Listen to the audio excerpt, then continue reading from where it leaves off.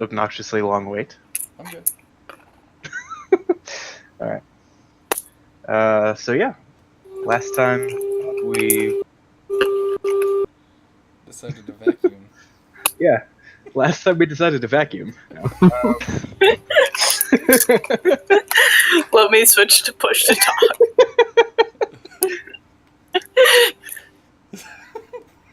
That was too perfect. So anyway, while she's doing that, I guess I'll go ahead with the recap.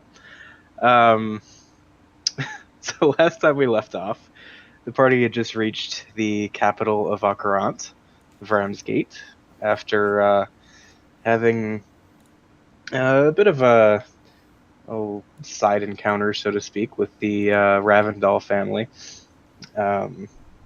Having been told about, something that may or may not be lurking in some ruins outside the city.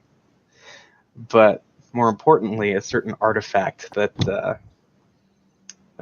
the family would like recovered and put to good use in the hands of noble adventurers such as perhaps yourselves. You'd also heard about a certain individual at the library here in Vramsgate that you could talk to and perhaps learn a little more about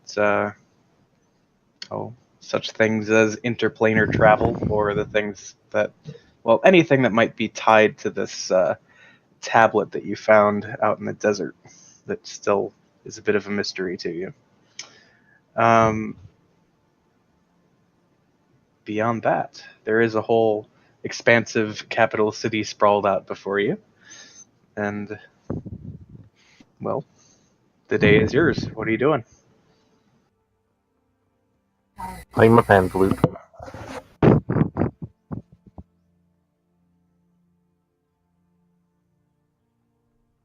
Don't everybody talk at once now.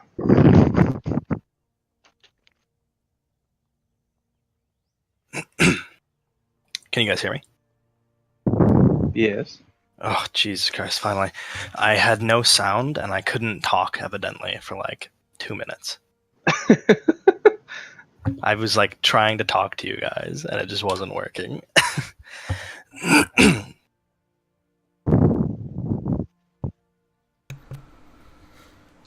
Where are you playing the pan flute at? Everywhere.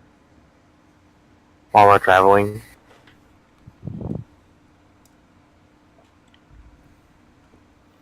Well, I want to go to the library, so... Bundu shall go too. Oh, I was gonna see if Bungdo wanted to go to the whorehouse. Or we could go shopping. We have something to ask. I'm gonna cast a certain spell, I can't remember. Or cleric. Yeah, what were we gonna do?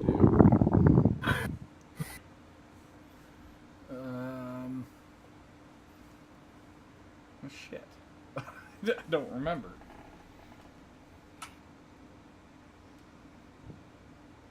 We were gonna go ask your High Paladin to cast something.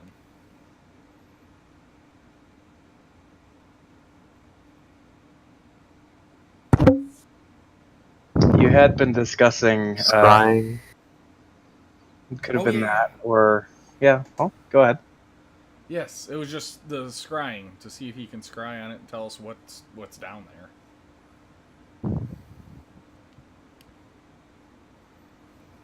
Okay.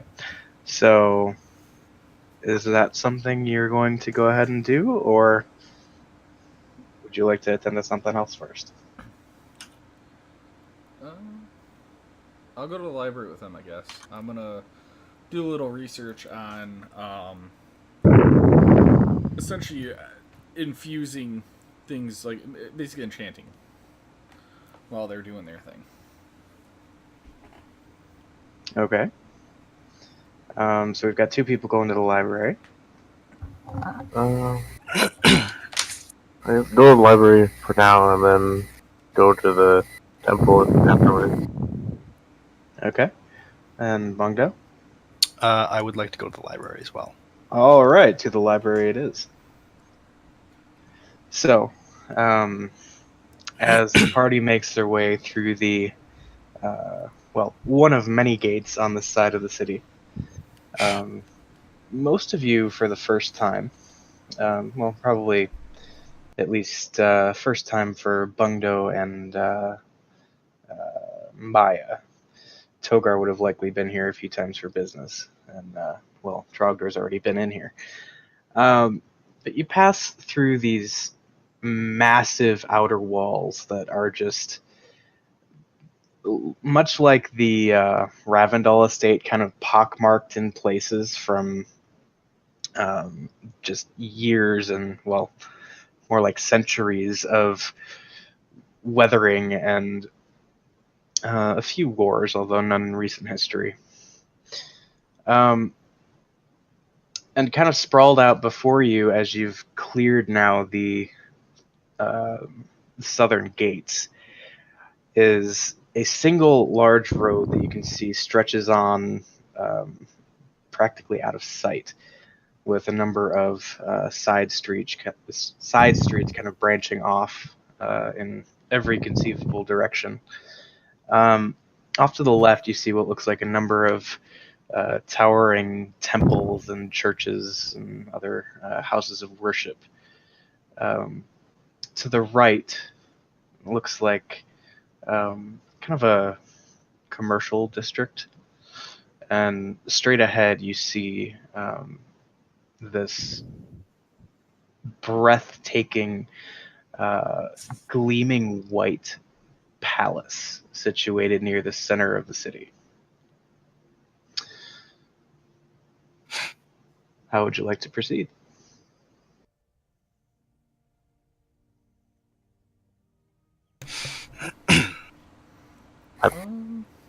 Maya's eyes are just as wide as saucers.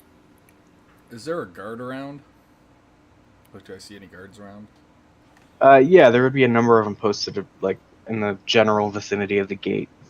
Alright, So. I'll just walk up to one and say, excuse me, do you know where there's a library around here that we could go to?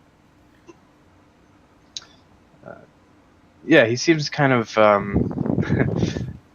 of it. Quite possibly under the influence of something on the job. But through the haze that you can kind of see in his eyes, he thinks and reacts a little slowly, but says that you could probably find what you're looking for near the palace, sort of in the interior ring of the city. There is a large library, though he tells you he really hasn't spent a whole lot of time there, so he's not sure how everything works. Okay. And I assume he tells me how to get there from where we are, right? Yeah, he basically just points you straight down this main road that you're on, and says he's pretty sure it's off to the right once you reach the kind of central beltway. Okay. Many thanks. And I guess I'll go back, grab the group, and say, let's go down here. It's down here. Okay. And so you're heading straight there, yeah? Yep. Yeah. Yep. Maya ends up falling near the back of the group because she's slow looking at everything. I'm keeping an eye to make sure she doesn't get distracted and we lose her. Okay, fair enough. Yeah, so you continue on, and as you walk and just realize the sheer scope of this place, you realize this city probably spans, the better part of 10 to 15 square miles. Wow. Yeah. It just goes on and on, Fucking Toronto. beyond the span of the reach of your sight. But yeah, it takes you a good, probably close to half an hour to reach what you think is about the middle, judging by where you see the palace to be, and you do eventually come to a looks like just a road that would kind of travel around the perimeter of the palace and royal estate grounds in some semblance of a circle. You gather this is probably the turn that the guard told you about. And as you have been walking now for a good half hour, you've kind of passed through all sorts of different neighborhoods. Lots of very upscale kind of things off this main street, but you can see looking down some of the alleys that if you didn't know where you were going in this place and you happen to get lost, there's a very real possibility you could end up in some pretty sketchy territory.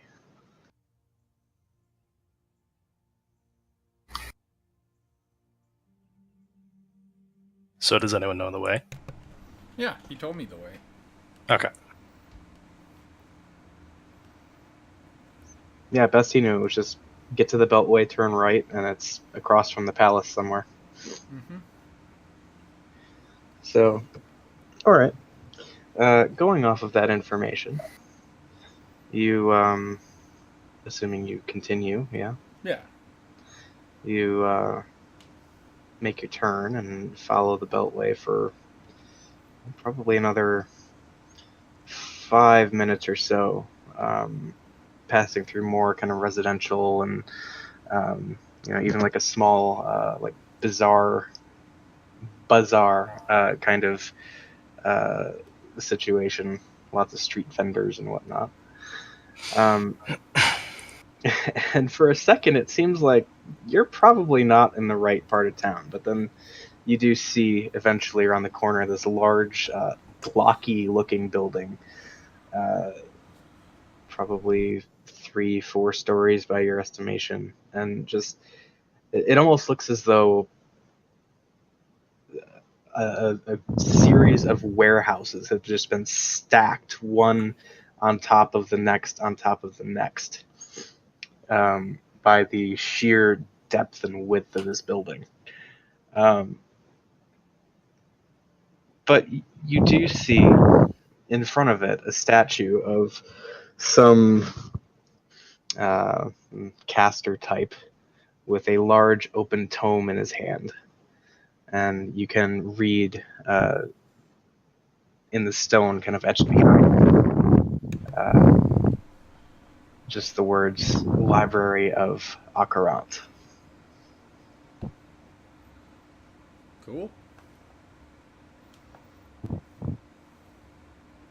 All right. Let's put on in. So kind of skirting around the statue and the fountains that kind of surround it, you make your way to the double doors, and they actually seem to open as you approach. You're not sure if this is some sort of magic or there's some kind of mechanism that some unseen watcher has set off, but the doors swing open, and you walk in, seeing before you this just huge library sprawled out. There's very much like the city, kind of a central aisleway, but then just massive, like full-on university library stacks on steroids. The shelves themselves probably go up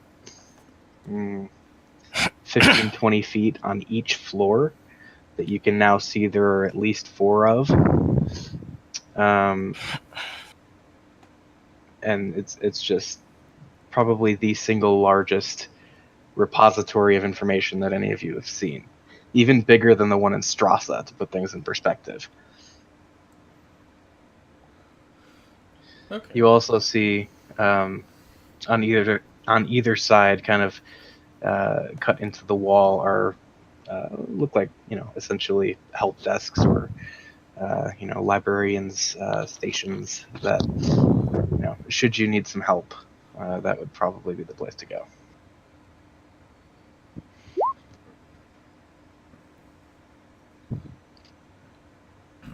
kind of nudge Maya and I'll say, Maya, over here is over here is where they'll tell you what you need.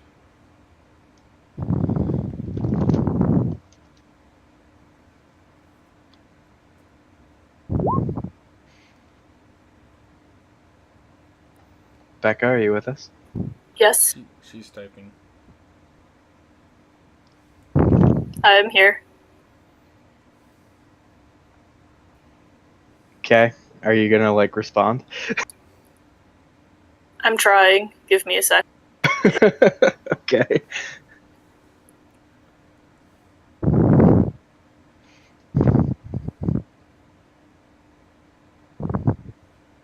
It just, yeah, I'm having text issues. So I'd wander over to the help desk and I ask them if they have any books on how to create poison potions. Okay. There's this like wrinkled old halfling woman, kind of just sitting cross-legged, kind of on the desk, looking through some sort of well, probably inventory or ledger or something by the looks of it. And she sort of like slowly looks up and says, "Well, yes, I'm sure we have something for that, but could you be a little more specific? I mean, do you know what you're looking to make, or could you even perhaps, at least something? I mean, we have probably thousands of years of content about, well, practically anything, really, so." Well, do you have any on, like, desert snake venom? Yes, I'm sure we could find something for you on that. All right. Well, I'll put in a request, and we'll let one of the specialists find what you're looking for. Is there anything else I can help you with while I'm putting this in?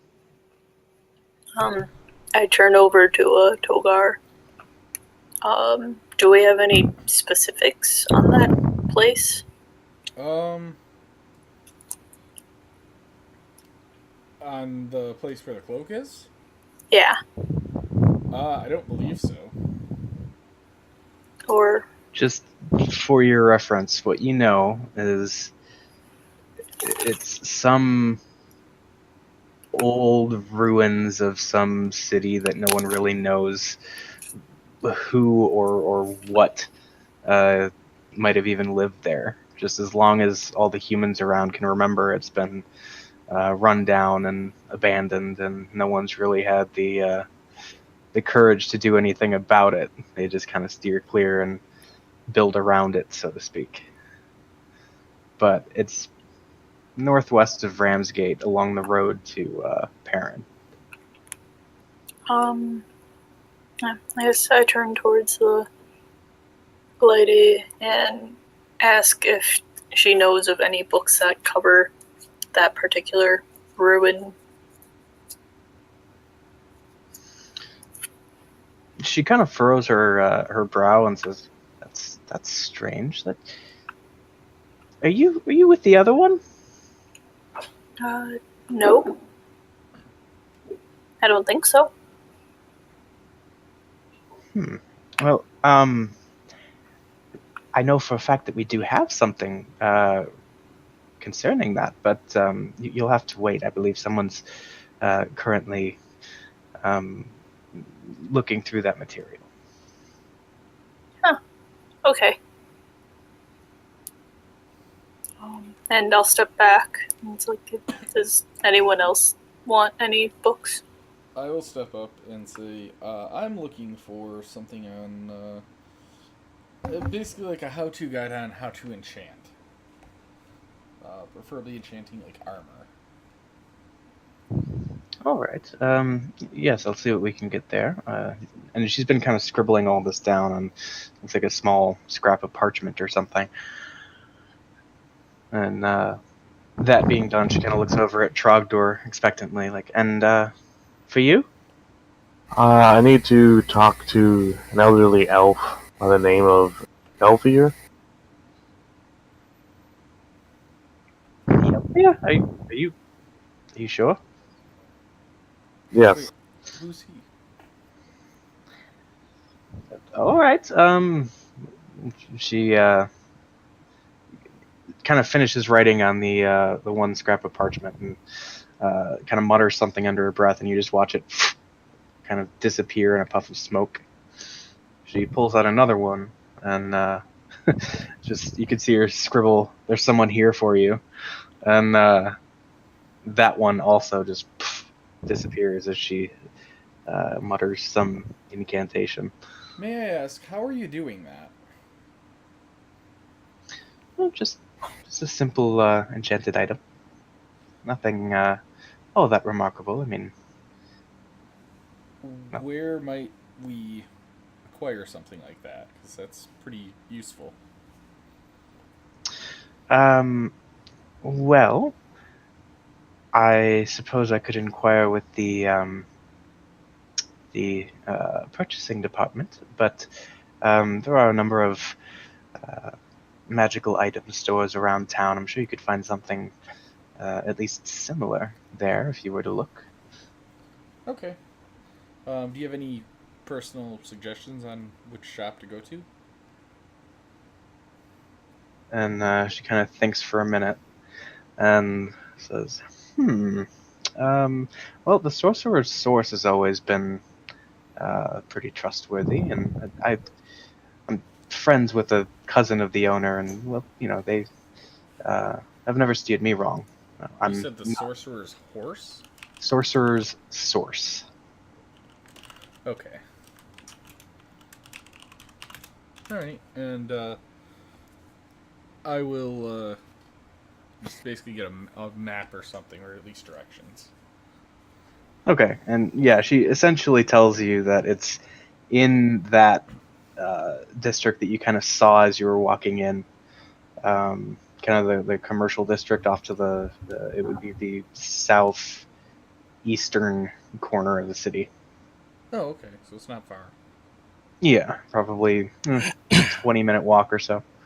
Okay, I'll keep that in mind and say thank you. No problem. And she just kind of looks back and seems to be kind of craning her head to see how things are coming along in the back. And it's like, well,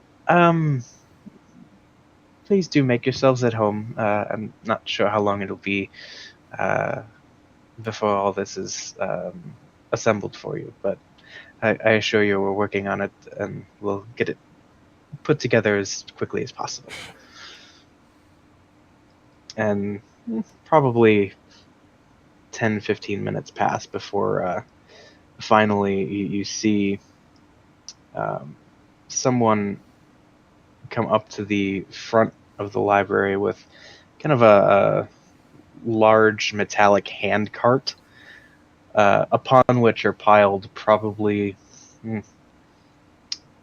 2, maybe almost 3 dozen different books. And pushing it, you see what looks to be a half-orc male. Large, prominent lower tusks kind of poking out from between his lips. And he kind of wheels it over and kind of brings it to a halt. Says, were you waiting on some books? Yeah, indeed. And Elfier? Is he coming? Who? An elderly elf by the name of Yelfier. Did you talk to her? And kind of points over at the desk. Yes. Well, then, I don't know. I guess he'll be here. Okay.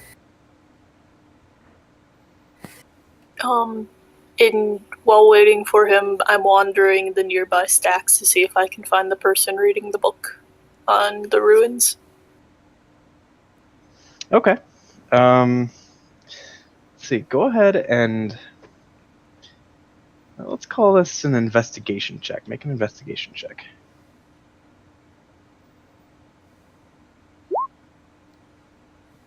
I mean, this is a really big library. Really big. And, you know, as big and boxy as it looks on the outside, it's actually pretty nice in here. And, you know, you notice that there are all these books about different monastic disciplines, and you see kind of a whole little display on culture from around the kingdom, and something from your neck of the woods near Strassa kind of catches your eye, and you know, it's so cool. But yeah, you can't seem to find somebody reading about some ruins, unfortunately. In fact, you probably don't even remember that's what you were trying to do.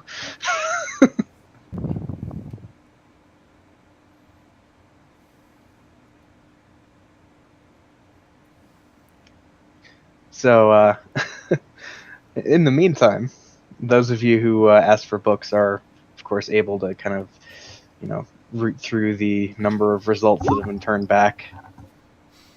And, okay. I didn't get the chance to ask for books, but I was going to ask for cooking. Okay. For new recipes. Okay. Yeah, we can go ahead and say that was there. That was a thing. Yeah. And so you're all able to kind of root through all the books that you've been brought, or at least start making a dent in them. Trogdor, what's up with the pan flute and then stealth flute? I just wanted to play it decently and not loud. Okay. Okay. Because we're in the library. He's playing like library music.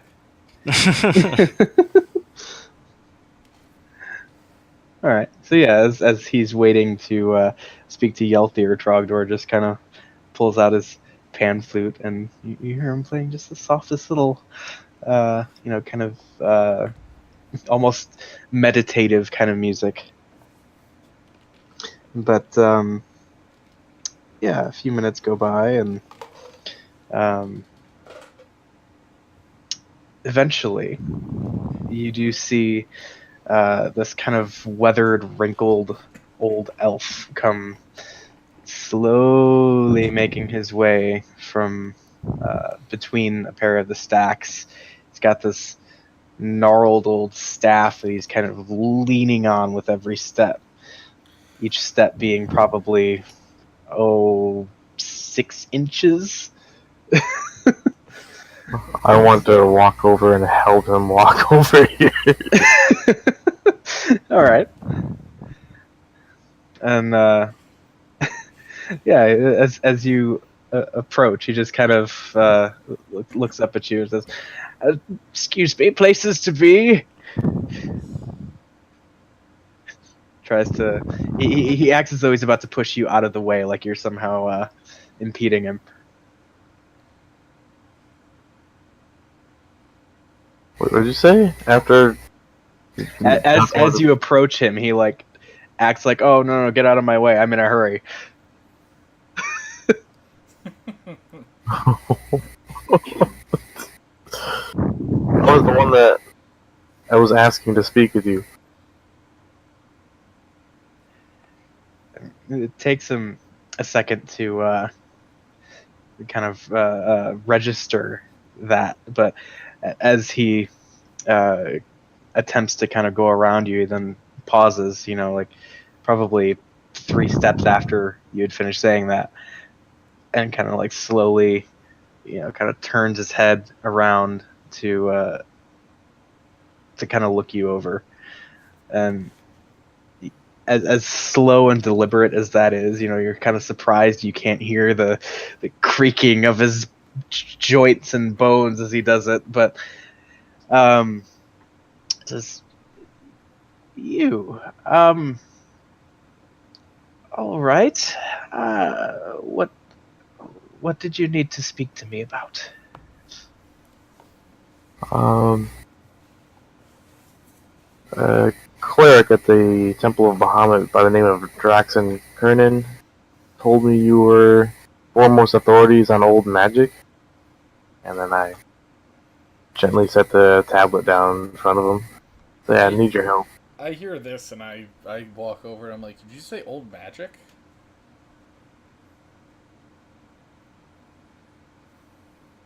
Yes. I'm interested.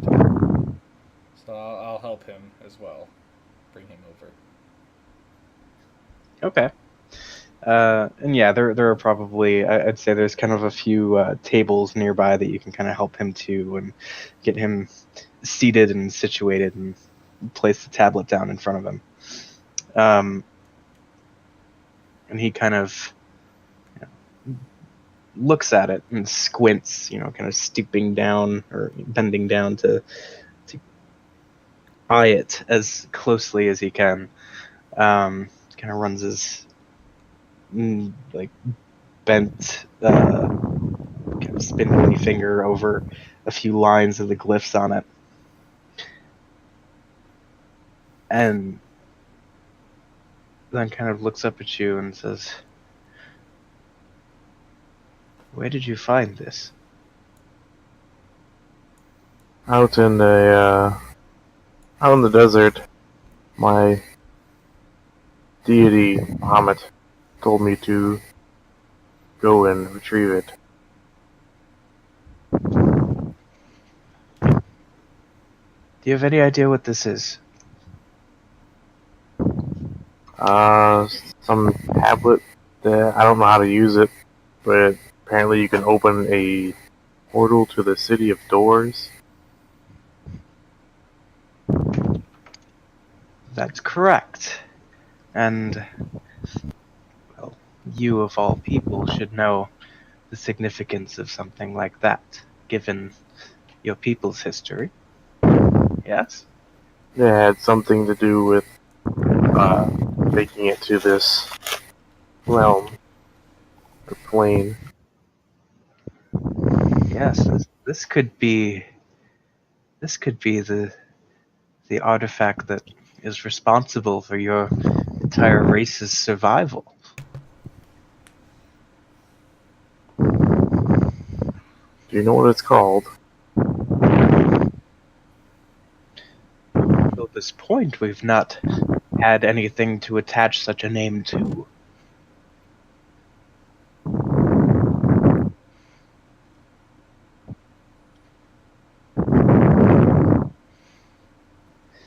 He kind of like turns back toward the tablet, and he's kind of like poring over it. You hear him kind of like mumbling under his breath as though he's kind of reading just a few lines here and there off of it, but he seemingly very intentionally stops as he reaches the end of each line, as though to maybe prevent something from happening by mistake. And he, as he reaches the bottom of it, you could see his eyes kind of light up. And he looks up at you, and you can see almost kind of the beginning of tears welling up. And he says, This is what I've based my whole life's work around. Everyone else thought I was a fool for believing in extraplanar travel and things of that nature, and well, this changes everything. Wait, people really are called you a fool for that? I mean, there's bags of holding. That's extra planar travel right there. True, but other entire realities? It's been, apart from the elemental planes, there's really not been any true confirmation of anything like that. Alternate places here on the prime material? I mean, where are the gods? There's a plane of existence for them as well. There are many of those, but apart from instances of divine intervention, we don't see anything from those. But to think that there are other realities along parallel lines of existence, and just the possibilities of this, the implications of this are endless. Mm-hmm. Well, I'm afraid I don't know how to use this. But I think I know how to find out. I think I can figure it out now that I have this missing piece. But I will need time. Okay. I look at Trogdor.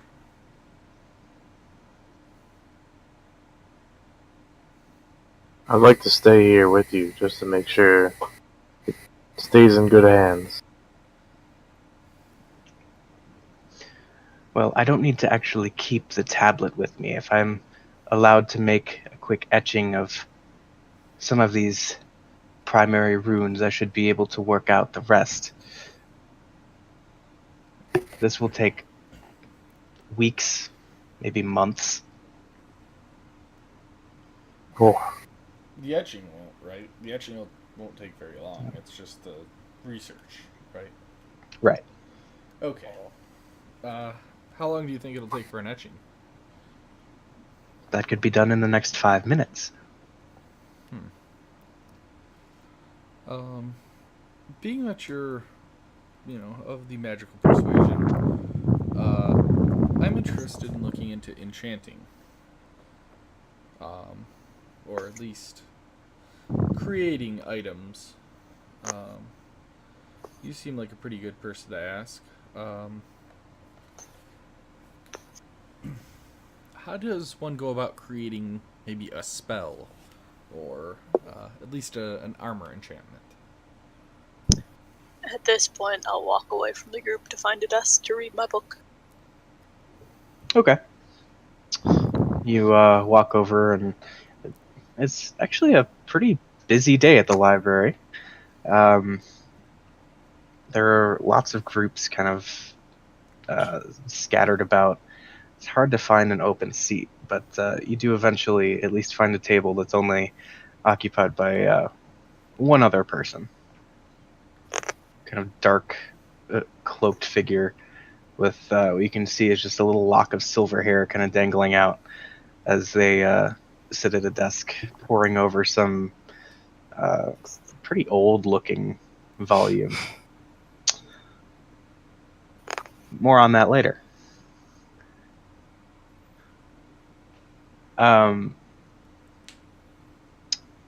Back to the tablet group. Oh yeah, you're asking about enchanting. Yeah.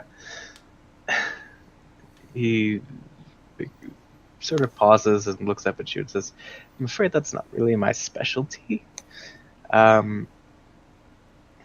You'd probably be best finding some sort of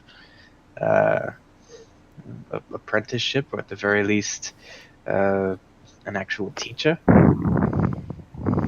You just seemed like you knew, a lot about strange magics and old magics. So. That's true, but I'm much more of a theoretical type. I don't really do a lot of the hands-on day-to-day type thing. Okay. And I will leave and scamper off and grab my book and start reading about enchanting. All right. Go Go ahead. ahead. No, you're good.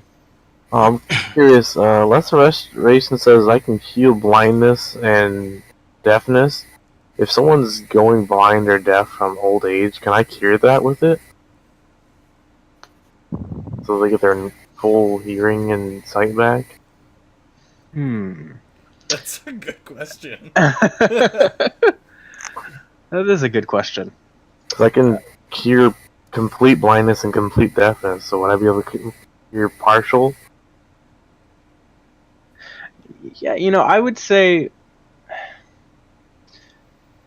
you could probably do that. I mean, clearly, like, healing spells won't stave off death by old age, but some of the minor functional things like eyesight, curing cataracts or something. I think that could happen.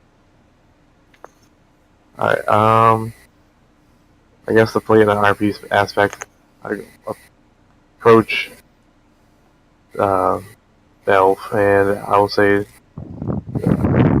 just in case this helps speed up the process, and I'll cast Lesser Restoration twice on him. Oh, okay. All right. Yeah, and with that, you can see his kind of dull bluish eyes sort of clear up a bit, and you can see that where they were sort of kind of a pale blue, probably from the interference of some kind of cataract or something like that. They're now kind of this deep ocean blue, staring back at you. And his eyes kind of go wide for a minute, and he says, "Oh, well, thank you." Thank you.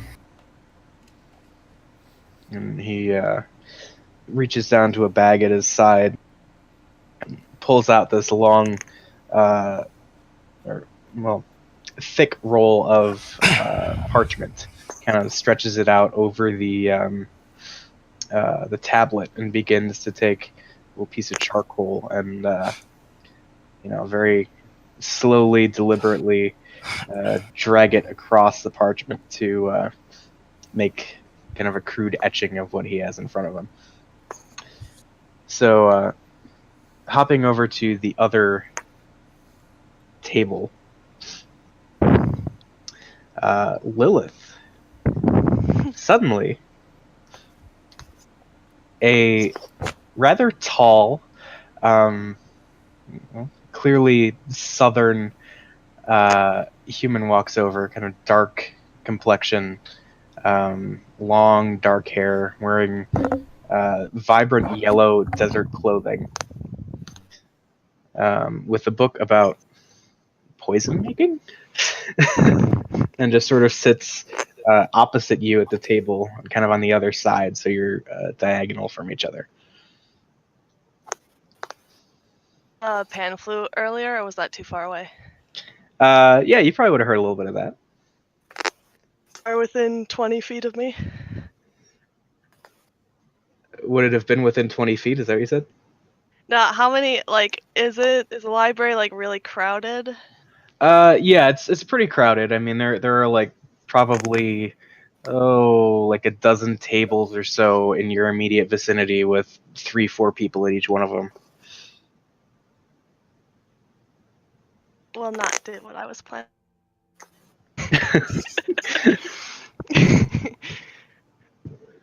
Okay. He sits down at my table? Yeah, Yeah, she sits sitting down. at your table. Becca, what book do you have? A book about on poison of snakes in the desert. Oh, kind of annoyed, and then I just go back to my books.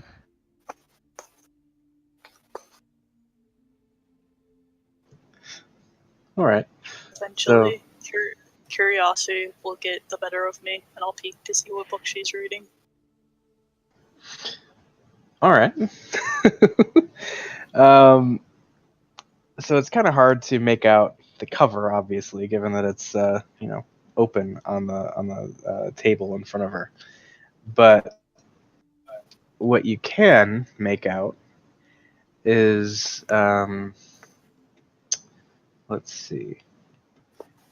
Well, something about something about the road between Vramsgate and Can you Perrin. Something about what? The road between Ramsgate and Perrin. She seems to be in kind of the somewhat early stages of the book, and well, a lot of it's kind of obscured by her actually reading it. But yeah, you gather that you might have accidentally stumbled across the person who's reading the material that you were looking for. Okay. I'm going to lean over the table towards her, say, excuse me, is that book talk about the ruins in between here and Perrin? Between what? I didn't hear the last part. They said someone checked out this book on these ruins. They're in the area. I was wondering if that's what that was about. In the ruins? Yes?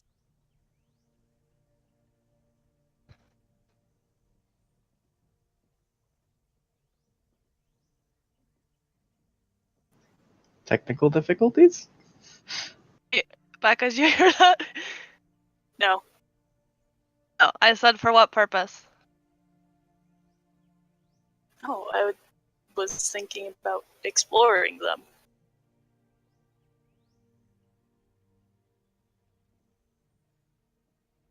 Ruins? You think you could handle yourself?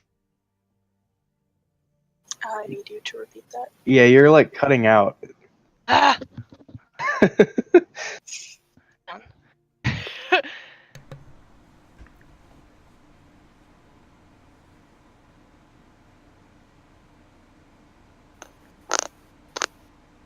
And now you're lighting up and nothing. Hmm? Oh, there we go.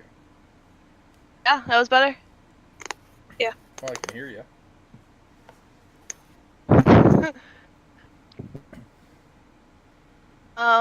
Okay, well, Becca, can you repeat what you said? I was thinking about exploring those ruins.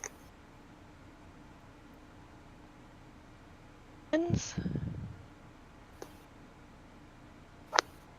Gosh darn it, you cut out again. Yeah, we just heard the end of the word ruins. Ah! I would be doing that. It's annoying. Well, that's the only thing we can't hear, is that.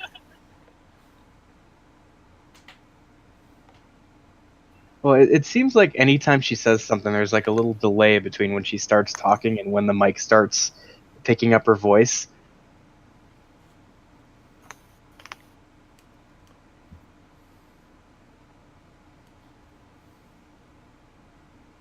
Okay, well... I'm sorry. This is stupid. See? I can hear you fine now. Try to talk louder, I guess? Maybe.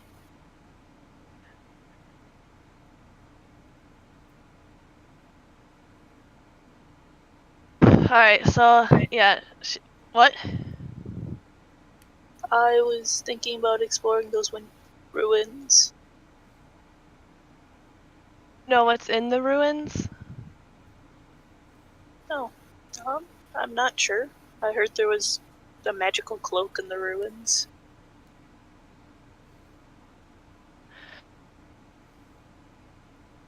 By yourself, you're going there. Oh, no. I have a group of friends, and I kind of gesture in the direction of where they are. Taking a trip to the ruins myself. Oh, why are you going there? This. I've heard rumors. Rumors Hiding of there. what? There. Dangerous, you know. Is anything dangerous? Maybe. Look like you face danger often enough, though. And is there anything special we should bring to prepare for it? To be honest, I'm not sure what's there. I was intending to find out myself. With some other people, though. Yeah, well, I can ask. You could probably join our group.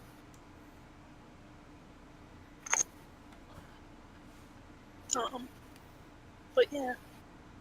I'll try to catch Togar as he walks away. Is Bungo at that table too, I think? Yeah. You could be. I'm with Bungo. I'm pretty sure that's the one I was with. Okay. Well, wait, Phil, are you referring to the table that Maya's at? Yeah. Okay. Then, yeah, kind of mid-conversation, you see the chair kind of scoot back, and Bungo, little elderly gnome, kind of hopped his way up onto the seat. And I just start furiously copying text from the book. The recipe book. So, Okay. Yeah, I grab my book and I walk over to where Bungo is, and I will cast Mage Hand and essentially give him a wet willy. Okay. Togar, I'd like you to go ahead and make a perception check. Okay.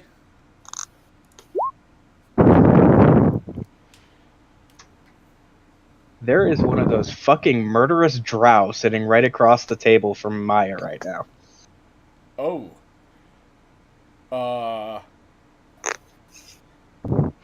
Maya. Say, huh? What? Oh, I want to talk to you. Come here. I Come get here. up and gotta walk ask you over something. to him. I gotta show you something over here, Maya, and I'll let you walk away real quick. So he leaves Bungo at the table with the murderous drow. Yes. Thank you. Yep. Bungo can handle himself. Bungo will And I- produce flame. What race is everyone? Dragonborn. Human. I'm a beautiful gnome. I am a dwarf. Thank you. And as soon as we get out of I am a black woman. yes. As soon as we get out of earshot, I will say, Maya, do you know what that is? Well, an elf of some kind. It's a drow. So, you know the like elves, how they're real, like kind of dickish. They're I kinda, mean, I haven't known too many elves, but well, elves are kind of dickish. Well, drow, they're straight evil. They are like the opposite of elves. Yeah, I'm So not sure they're- what she's doing here, but I would be very careful. well, she says she's planning on exploring. Well, she's heard rumors about what can be found, you know, in that area we want to go get the cloak at, Hmm. and said she was planning on going down there. Can if she I could find a group to go with. Arcana check Maya to see if she's under any spells or anything? Or I don't know what that would be.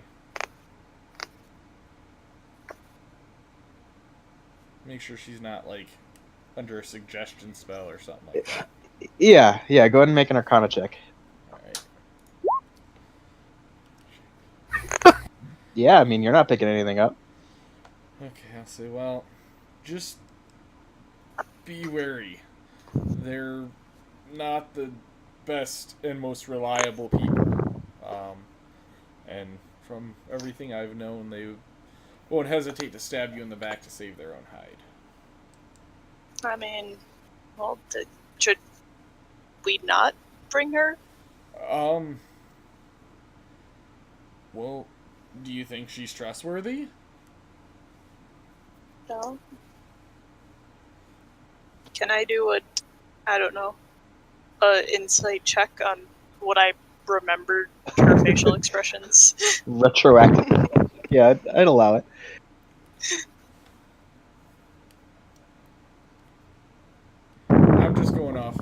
tales I've been told, being in armor, naked, and such. Yeah, I mean, she seems nice enough. Doesn't really seem like there's any reason to mislead you about anything. I mean, I think she's trustworthy, but I mean, I've known her all of 5 minutes. You can talk to her if you want. Okay, yeah, I'll come over and listen in and see if I can maybe, you know. I just a warning though, just watch her. Okay. I turn to Bungo and tell him that, that she's interested in joining us on our trip. Bungo just kind of looks up really quick. Okay, fine by me. And then, like, completely focuses back on his work.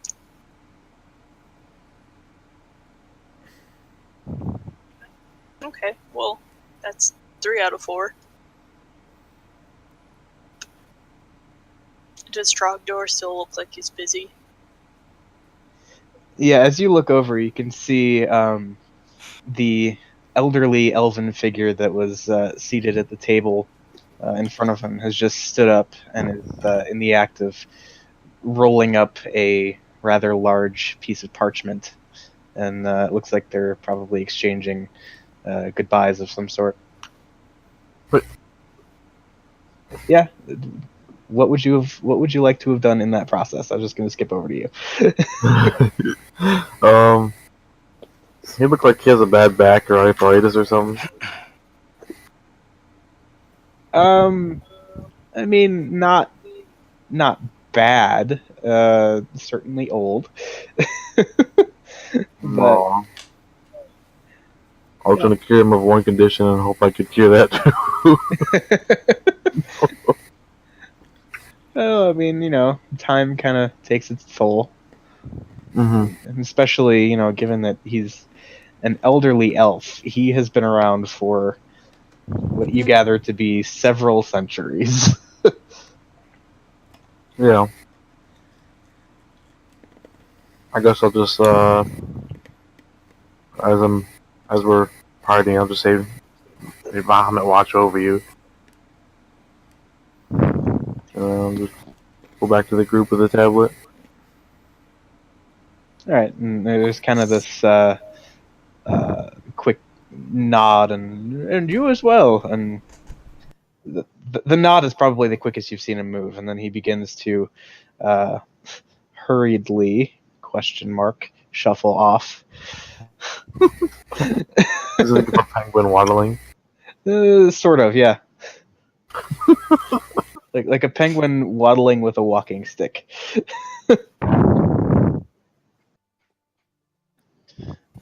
Yeah, I'll intercept Trogdor on his way over to the table and tell him what's up.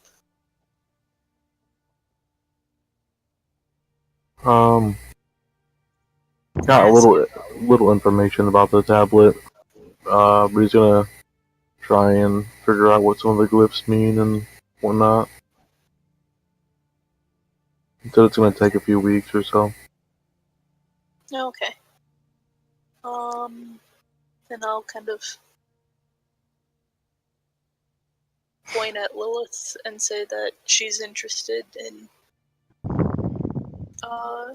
going to the ruins with us if you would like her to join her group. Do I have any idea what a drow is? Let's see. Go ahead and make a history check. There's a possibility that you do.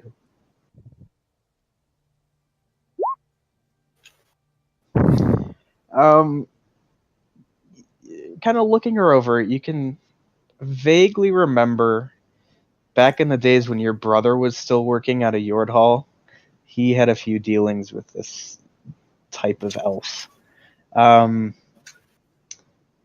They were often buying some pretty nasty looking weapons. But that's about the extent of what you know or have seen of them. I guess I'll just walk up to the new person and extend my hand like I'm gonna do a handshake. Say, Trogdor Thuchian. And who might you be? and I say, it just cut out again. Yeah, a little bit. Take your hand, and I introduce myself as Lilith. At which point I realized that I never introduced myself, so I said, "Oh, I'm Maya," and I bow my head a little bit. Hello, Maya. I bow back to you. Kind of nudge Bungdo. Bungda looks up again. Point at her.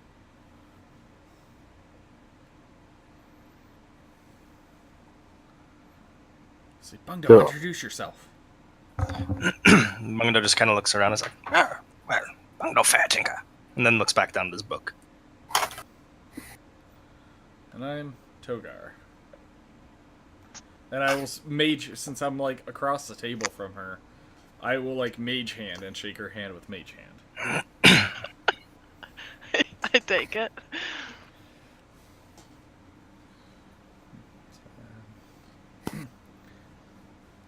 Anyways, I think everyone is fine with you joining our group. Just out of curiosity, what do you do, Lilith? Raven Queen. Ooh, that was important that we got cut out there. Yeah, what was that? Raven Queen. Queen?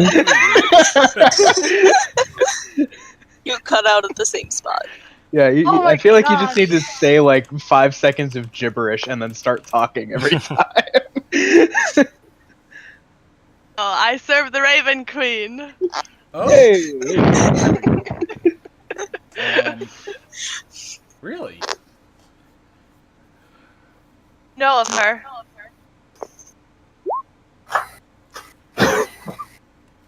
Gosh, this is a pain in the ass. You said, what do I know of her?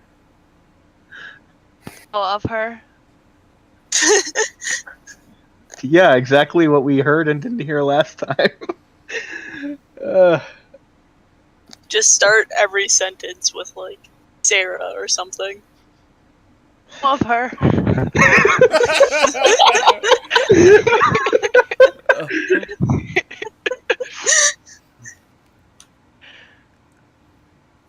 All right, you know what? Let's see if we can get that fixed because that is just a pain. Yeah. Let's take a quick break.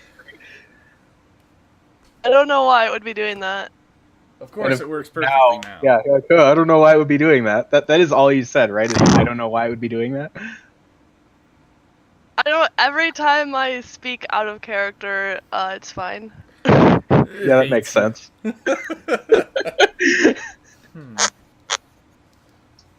Okay. Have you tried push to talk?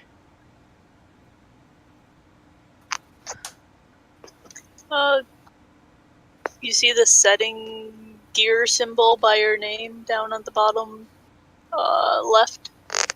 Yeah.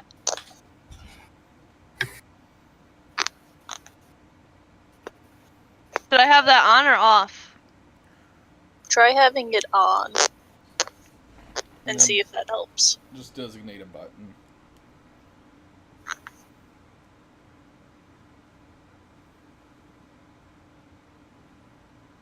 The thing to know with that is we can't hear you unless you hit the button. But it manually turns your mic receptors on. Right. Instead of counting on the automated gate thing that apparently can fail you pretty often.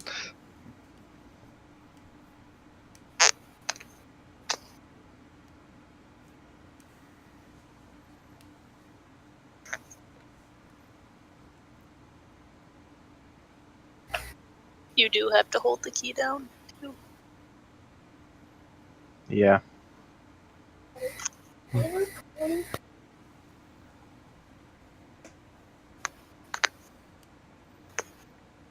Tech Support 101. Have you tried unplugging the Discord, waiting 30 seconds, and plugging it back in? Unplug the Discord. Disconnect the Discord. wait for her to log back in exactly 30 seconds. I'm kind of alarmed. My Discord is not playing sound. Like, I don't hear people log in or log out. Ow! What? I stabbed myself. Well, stab it. I can see Laura attempting to talk. We heard you laugh. I always laugh. Got it. Okay, talk in your character voice.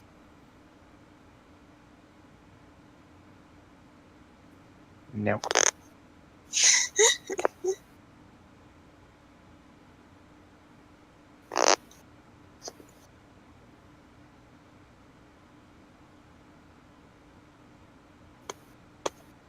Is it really not? What am I pushing to talk? There you go. That What button. did you designate? Yeah, you have to designate a button. Whatever button you pushed. It worked.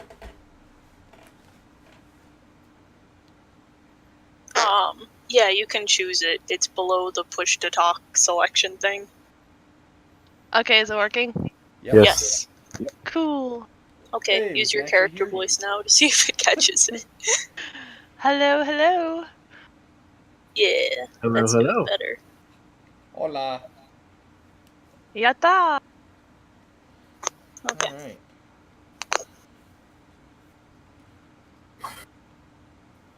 Sweet. In 15 minutes, I need to leave for a bit, and then I'll come back. Don't For a leave. bit, meaning like a minute. Oh, okay. I was gonna say, like, what?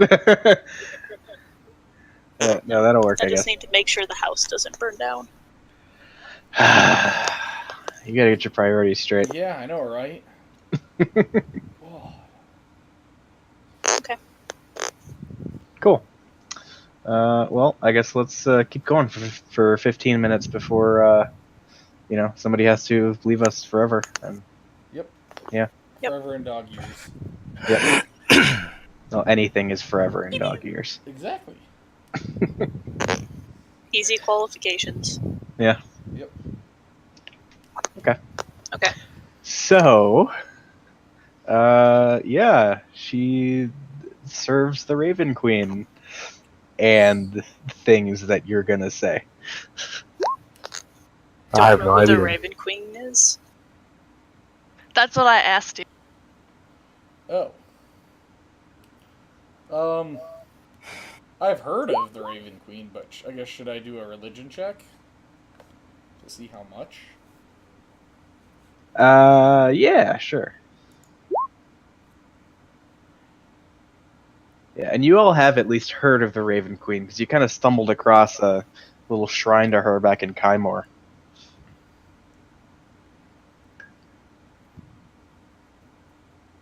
That's what I gleaned from my one. You forgot that we stumbled across it. Yep.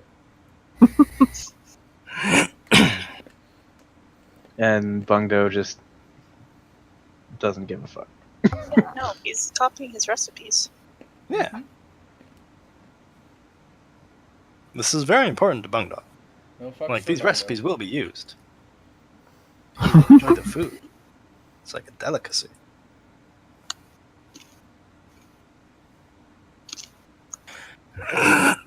You can hear me, right?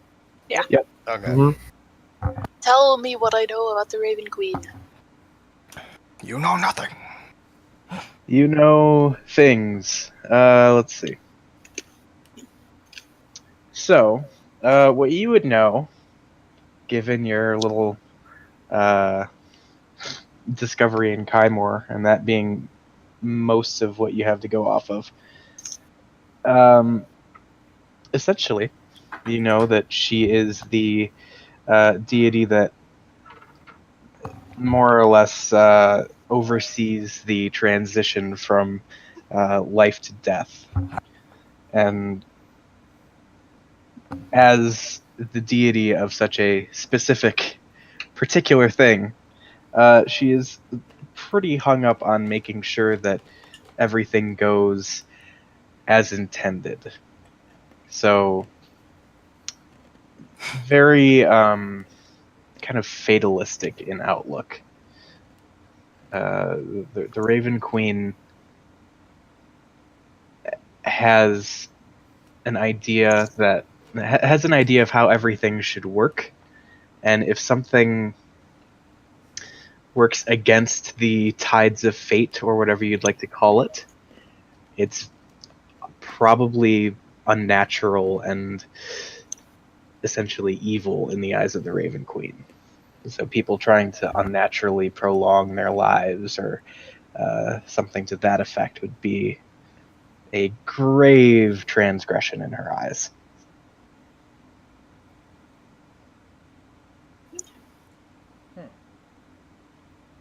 They're basically anti-necromancer.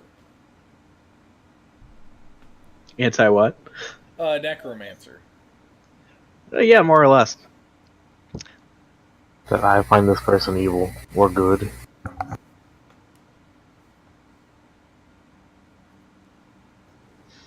You divine sensor.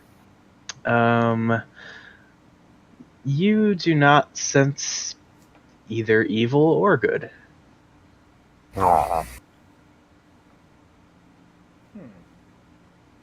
Can I insight check her? Sure, although I should note that any PC to PC interaction should probably be more RP'd out. Okay. Well, I did ask what she did. And then she said Raven Queen, so. I do not do the Raven Queen. No, I mean... That's for me. You're a follower. Sorry. Ew. What did I find out? Because I also rolled religion. What did I remember? Essentially the same as Maya. Yeah, I mean it's all, you're all kind of in the middle ground. Kind of decent working knowledge. Okay.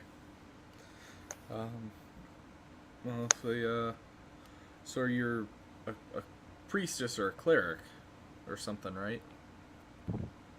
I do whatever needs to be done. A fellow paladin, maybe?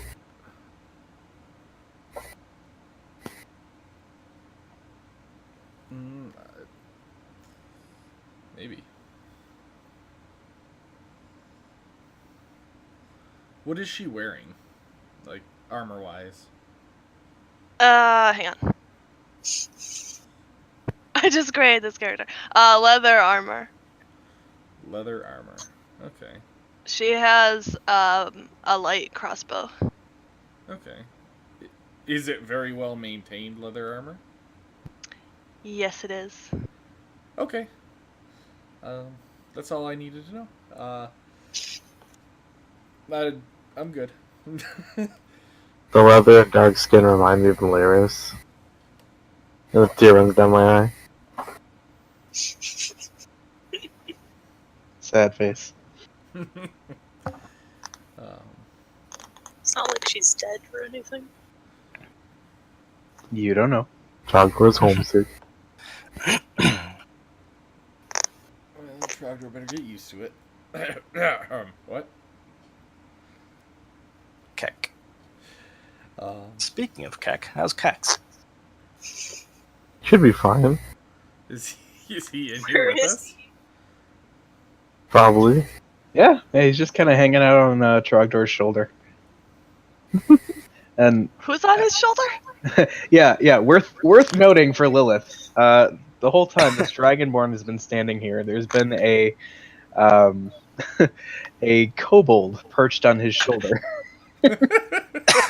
Kobolds are sentient. They're what? Yes, they are. Why is there a kobold on your shoulder?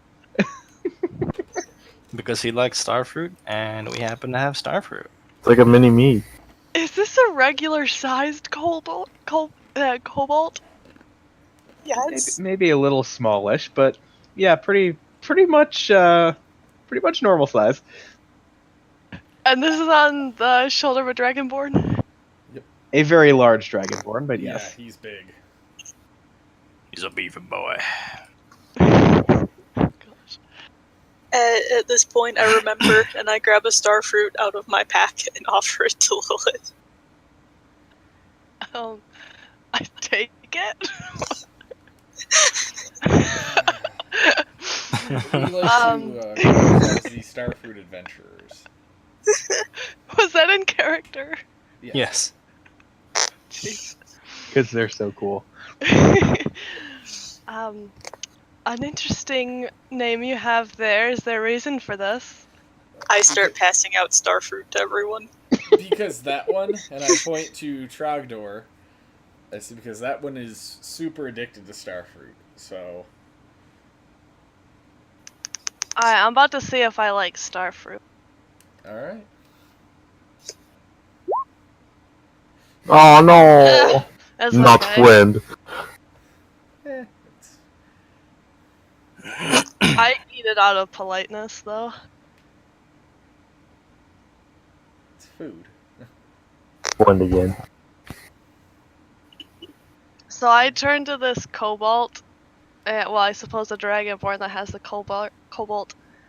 I say, so what's going on with your friend there? He likes to sit up there, huh? Yeah, he just travels with us. Met him a few weeks ago. Does he have a name? His name is Kex. He only speaks Draconic though. I speak to Chronic. Oh really? Ooh, I'll be right back. My food's here. Wait, just kidding. No, I don't. I originally did, and then I switched it. So I take that back.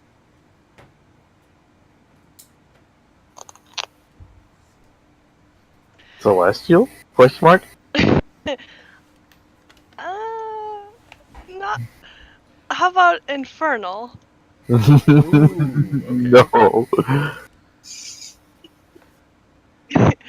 I have like a whole bunch of books around me. Yeah, there's probably like 5 or 6 that would have something to do with the ruins that you were researching. Okay, I like spread them out on the table as if like whoever wants to read them can. Oh, is it like the same book but in a different language? No, they all look to be in common. It's basically like larger volumes of content that, at least in some form or fashion, can relate back to the ruins. It's not like it's 6 books about the ruins. It's more like they're kind of footnotes in probably 3 or 4 of them, and then there might be like the journal of somebody who decided to maybe excavate some small portion of them or something like that. But Alright, I want that one. okay, I got dibs on that book. okay, I want to put the tablet back in the bag of holding. all right.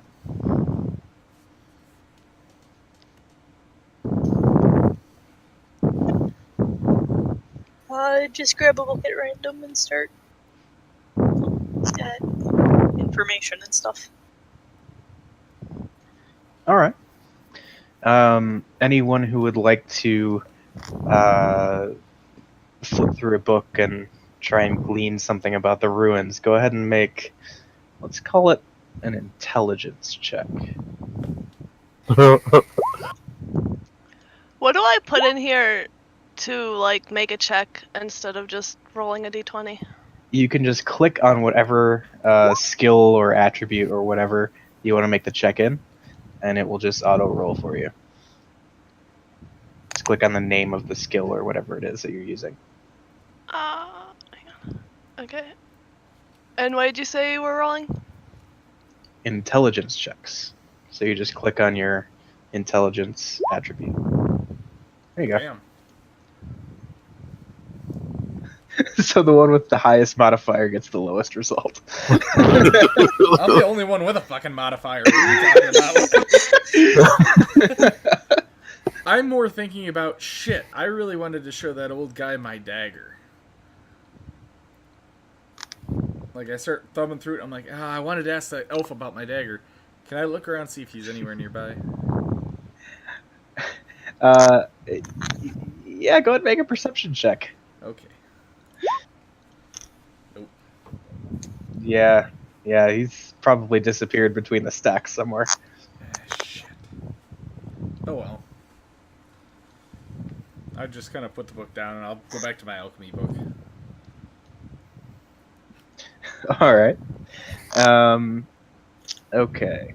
So let's see. I guess we'll start. We'll kind of go in descending order here. Or no, let's go in ascending order because that way, those of you who rolled higher will actually feel like you learned more. So, yeah, Togar, you read through the journal type book, and I mean, a lot of it seems to be in the original hand of the guy who ran the excavation, and so it's kind of sloppy and difficult to make out in a number of places.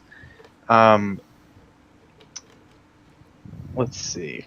So I'm mainly scanning for like any problems or any attacks that they had. okay, you don't see anything about attacks specifically, but you do get a number of references to just a general sense of unease about the place. Like, people couldn't sleep very well. There were, like, a number of them had nightmares and headaches. Okay. Okay. And then that's when I'll kind of put that book down and say, well, nothing much in here, just general discomfort and, people were not feeling comfortable, having nightmares, stuff like that. So, could be something down in there that's causing that.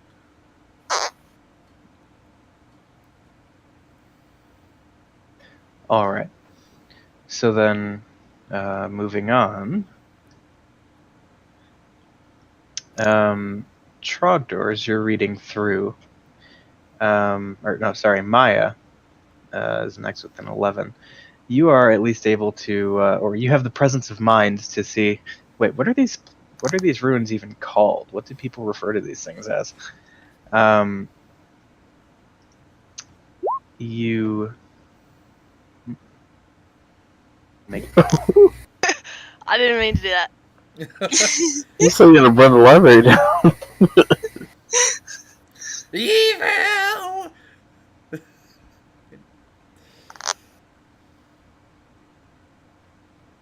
Eric? Yes. What were you saying? Yeah. So you gather first and foremost that these ruins are called the ruins of Bizil, and I will put that in chat because there's no way in hell you're gonna get that right. Byzal. I think it's IEL.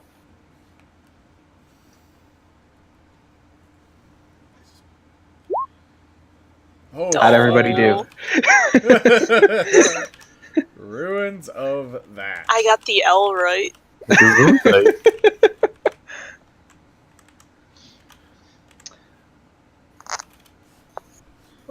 FYI, if you wanted to change to actually have it roll with your character's name, if you at the bottom of the chat thing, there's a little drop down. You can change that if you wanted. Oh, okay. So yeah, I'm gonna turn to the group and be like, well, apparently the place is called Bizil. And as an aside, what languages does Lilith speak? Infernal. Elvish, Common, Dwarvish, and Infernal. Huh. I should Okay. be speaking one more because of my background, but I didn't really have time to come up with it. Undercommon might make sense, being a drow. That's Elvish. They added it. Oh, okay. Drow. Is that in the UA thing or something? Okay, Yeah. whatever. Wait, so Cool. Drow and elves speak the similar language then? Not surprising. Yeah. No, that doesn't. Yeah. That's kind of cool. I was wondering when they would do that. All right. Phil is back. Nice. Anyway, where was? Oh yeah, Lilith. You would recognize the word Bazil as kind of an ancient twist on the infernal word for between.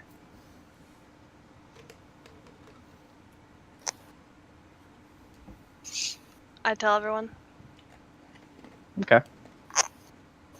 Between what? You don't know. Here in Perrin? If I had to guess, it'd probably be like plains or something. What did I glean? Just about to get to that. Oh, okay. Are you done with me? You do gather that there are a number of winding passages, many of which end in collapsed halls or flooded chambers that are impassable by, well, at the very least, the explorers that have been in thus far. Trogdor, you go on to read that there are signs of multiple civilizations occupying the place, probably over different periods of time. It's kind of hard to make out exactly who all might have taken up residence there, but there are at least signs of probably in the early days dwarven occupation. Moving on to something a little more feral. And every once in a while, there are what some researchers have made out to be some other language that no one as yet has quite been able to decipher. Is there any example in it? In the text? There are a few runes of it. What languages do you speak? Common, Draconic, and Celestial? It is gibberish to you. Point out the gibberish to everyone else. And if any of you recognize this? Let me take a quick look at all your character sheets and see if anybody would. Unless it's Gnomish, I don't know it. I mean, I know Celestial and Primordial.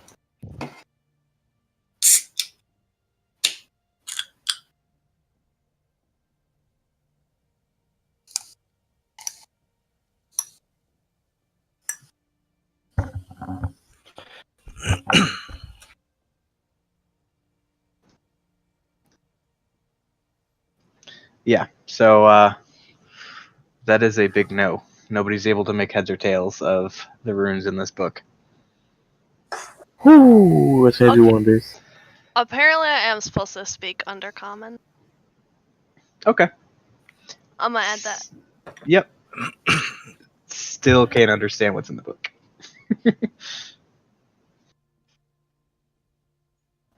But yeah. And then moving on a little further.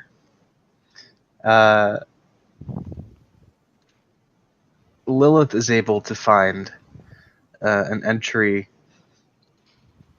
about what looks like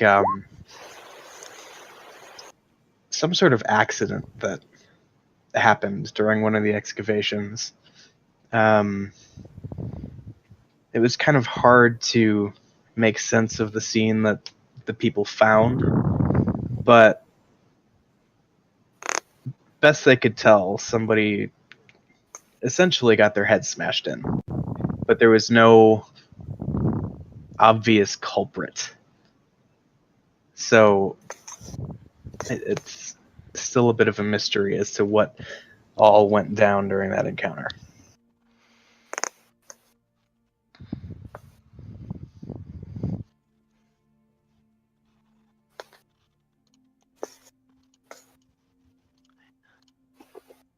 Hmm.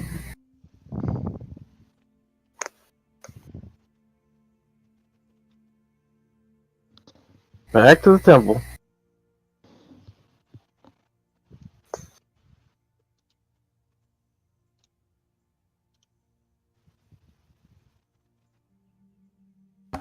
Hello? Huh? We can hear you. We done finding out what the books could tell us. Yeah, that's all you guys would have gotten. And where to next? I grab that book and go up to the librarian and say, "Do you happen to know what language this is or what this says?" Let's see. She looks it over and says, I'm afraid I'm not familiar with this language. Oh. Dang. Where's Melkar when you need him?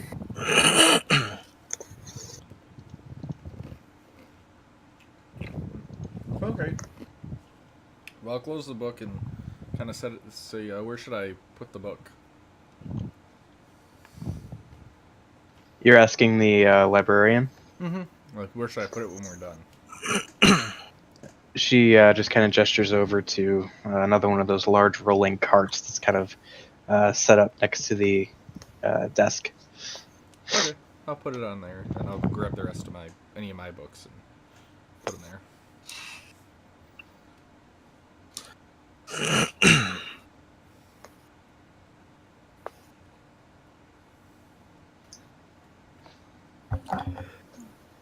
Are you going to the temple, or?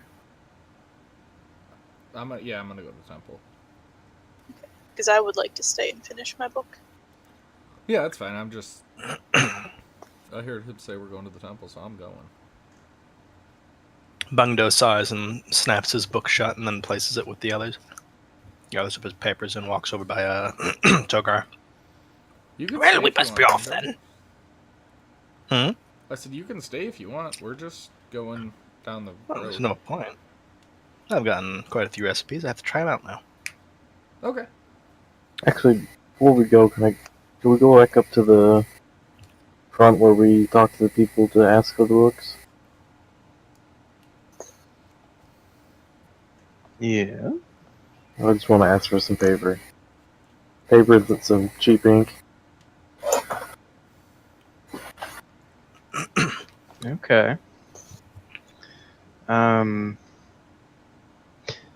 While they can definitely supply you with that, they would have to charge you at least something for it. That's fine. Okay. So how much are you looking to get? How much would like 20 pieces of paper cost with a small bottle of ink and a quill?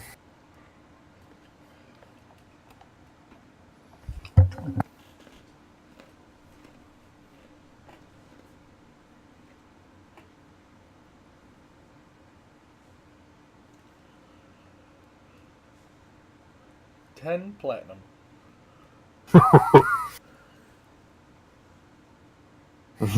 Parchment better be made of gold.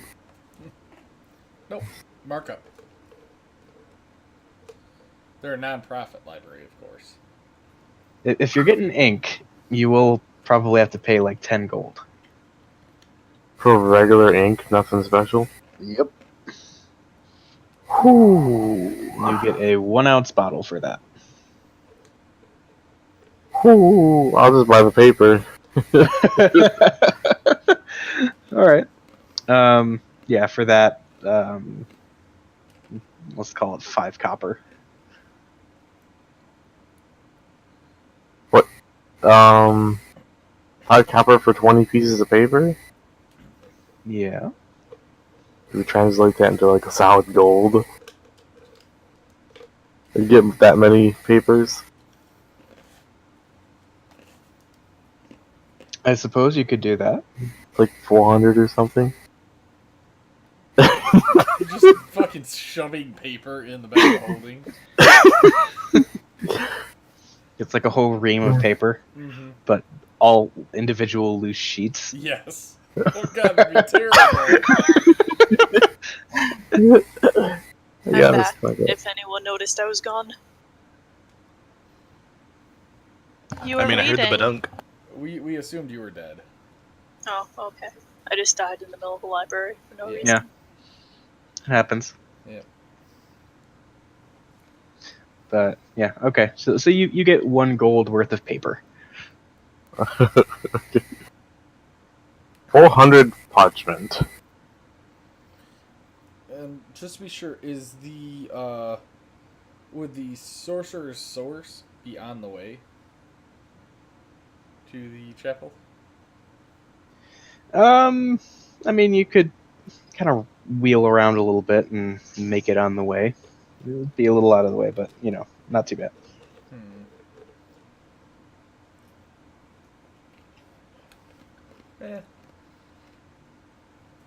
I'll see. Well, can we make a pit stop at the sorcerer's source? I want to look at getting some of that magical paper.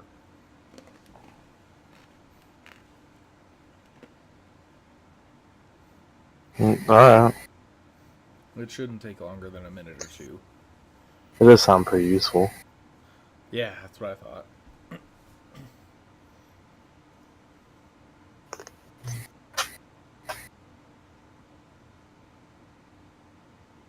Okay. Guess I'll lead the way out. All right. Is Bungu Lilith, skips along behind. is Lilith staying with me? They're going to the temple, they said? Yeah. I'm going to the temple. All right. You can see if you can borrow the book, Maya.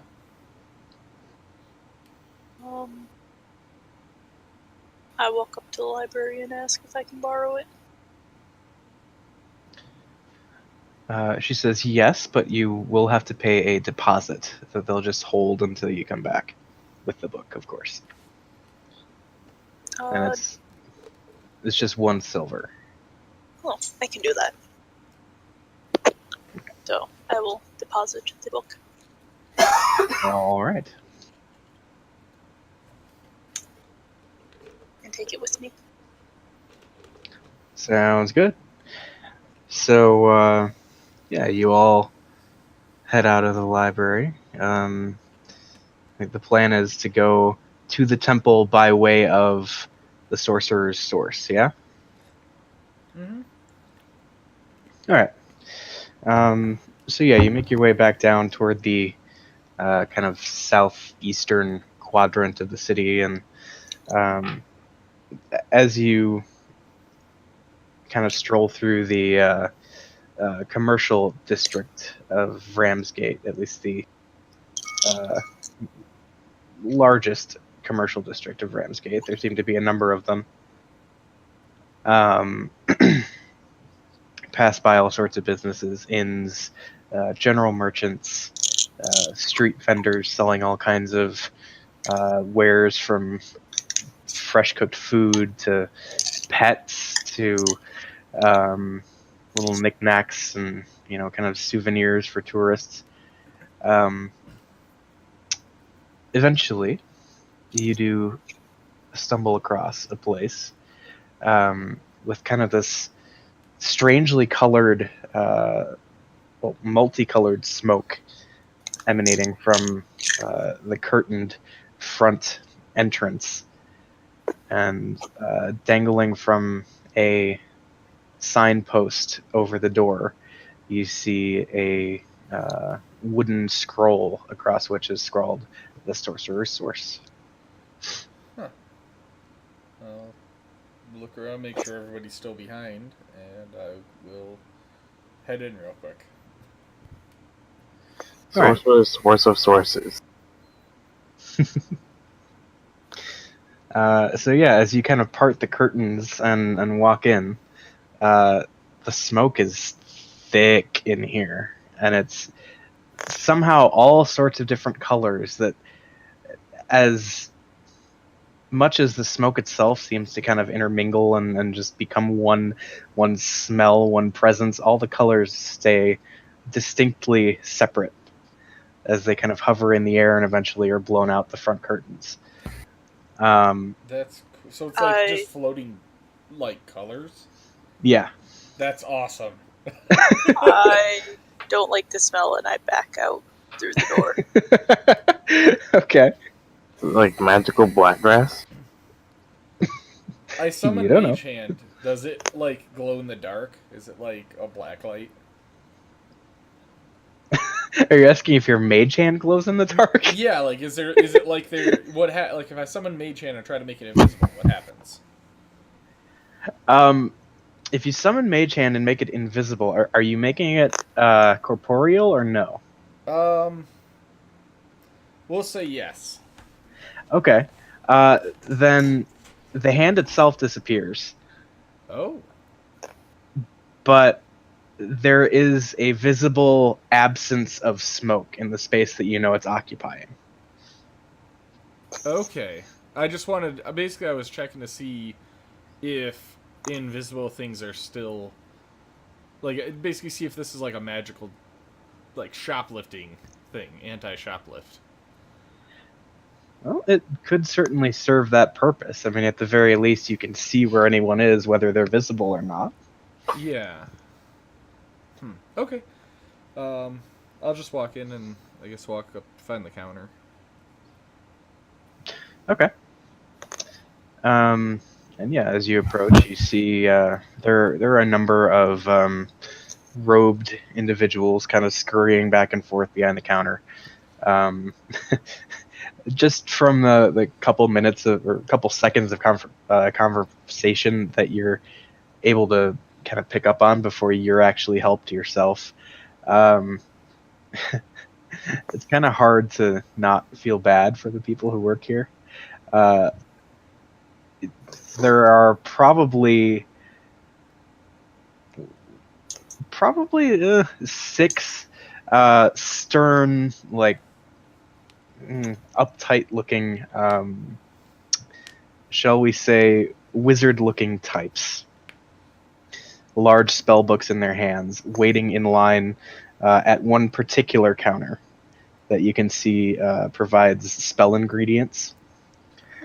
And of the half dozen people in line, there are at least 2, maybe borderline 3 that just looking at them, you can tell they're the "I want to speak to your manager" type.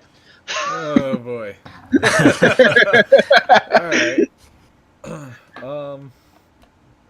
Would I think this wouldn't count as spell ingredients, it would just be like spell items, correct? Yeah, this would probably be just a magic item of sorts. Okay. Alright. So I guess I will find the magic items desk and yeah.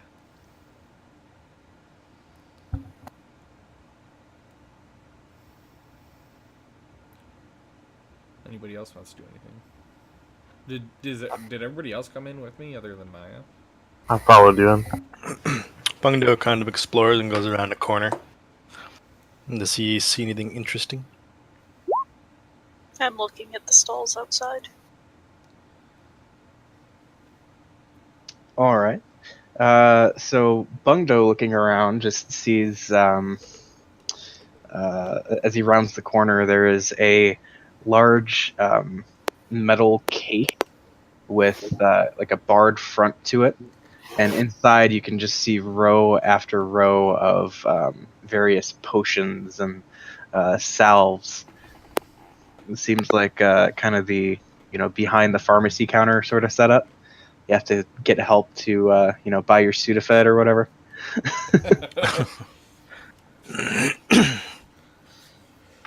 All right. Bungdo waddles back on over to Togar. Okay. I'm there too. No, walking over to Trog. people with names that totally are not the same. Anyway. Yeah, so as you wait just a couple seconds before you're helped at the desk, you see this younger looking, looks like a half elf, kind of like dark hair slicked back underneath a hooded robe. Kind of hurriedly walks over and says, yes, can I help you with something? Yes, I'm looking for, I guess it's paper of sending? Something to write a note and send it to somebody.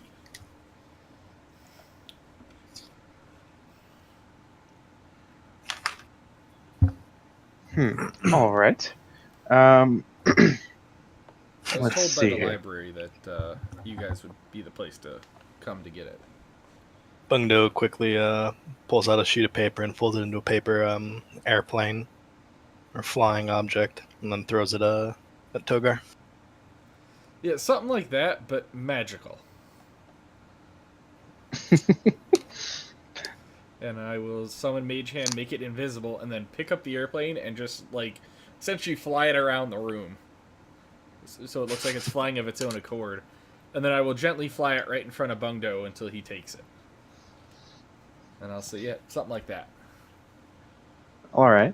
Doesn't have to be paper airplanes, though. All right. The young half elf kind of thinks for a minute and says, "Oh, you mean like a scroll of telescription, perhaps?" Yeah, that one. That sounds right. Okay. You write a note and it poof and it goes somewhere else. Yeah, that's essentially how it works. All right. Um, Yes. All right. Let me see if we have any of those in stock. Okay. He kind of shuffles off to the back room, nearly taking out a couple of other employees behind the desk as he makes his way there. Check for 2. Okay. All right. So let's see here. Let's see what they've got. All right. So after a couple minutes, he comes back up, and you see in his hand a single, looks to be a tube, like a spell tube or a scroll tube. I'm sorry. And he says, "Well, we do have one in stock. These things tend to go out of stock pretty frequently, and well, you know, given the high demand and everything, will be a bit pricey." He kind of looks you over and says, "You do have cash to pay for this, right?" Oh yes. Yeah. How much are we talking? You see him kind of doing some air math, drawing the numbers out. And, Is it a big number? there's probably at least 4 figures in it. Oh fuck.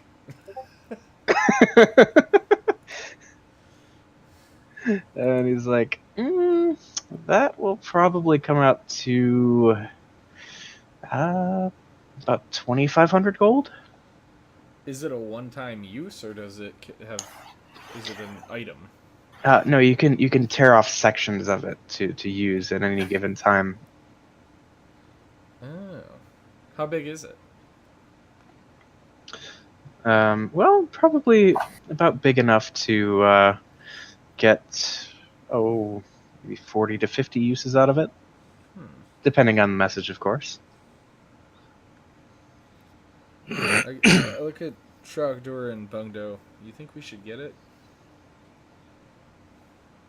Bungdo kind of shrugs. He says, "I don't really think we need it, but you're welcome to if you Yeah. like." No, not for that price, I don't think.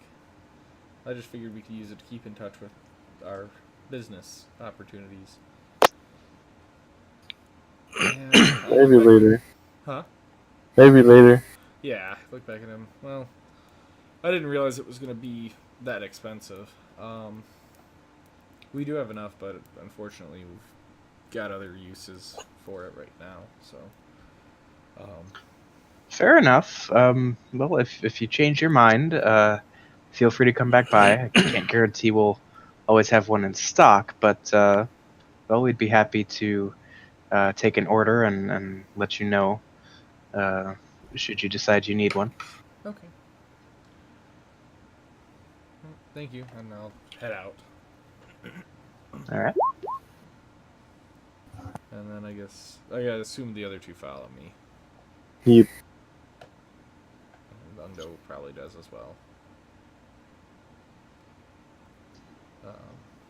Yeah. So Okay. Off to the temple. Yeah, I'll just go out and tell Maya. It's a little expensive for that, so we decided to wait. Okay. And Lilith is still coming with us. Okay. Well, gesture for Trogdor to lead the way since he's been there. Lead the way. All right. And in a few minutes, you've crossed over into the southwestern quadrant of Framsgate and find yourselves in the Temple District, where there are a number of all pretty grandiose but vastly varied structures erected in, reverence to all kinds of different deities from across the known world. Trogdor, go ahead. Is there one for the Raven Queen? Make a perception check. Oh. Or, I mean, I guess you could just ask Lilith.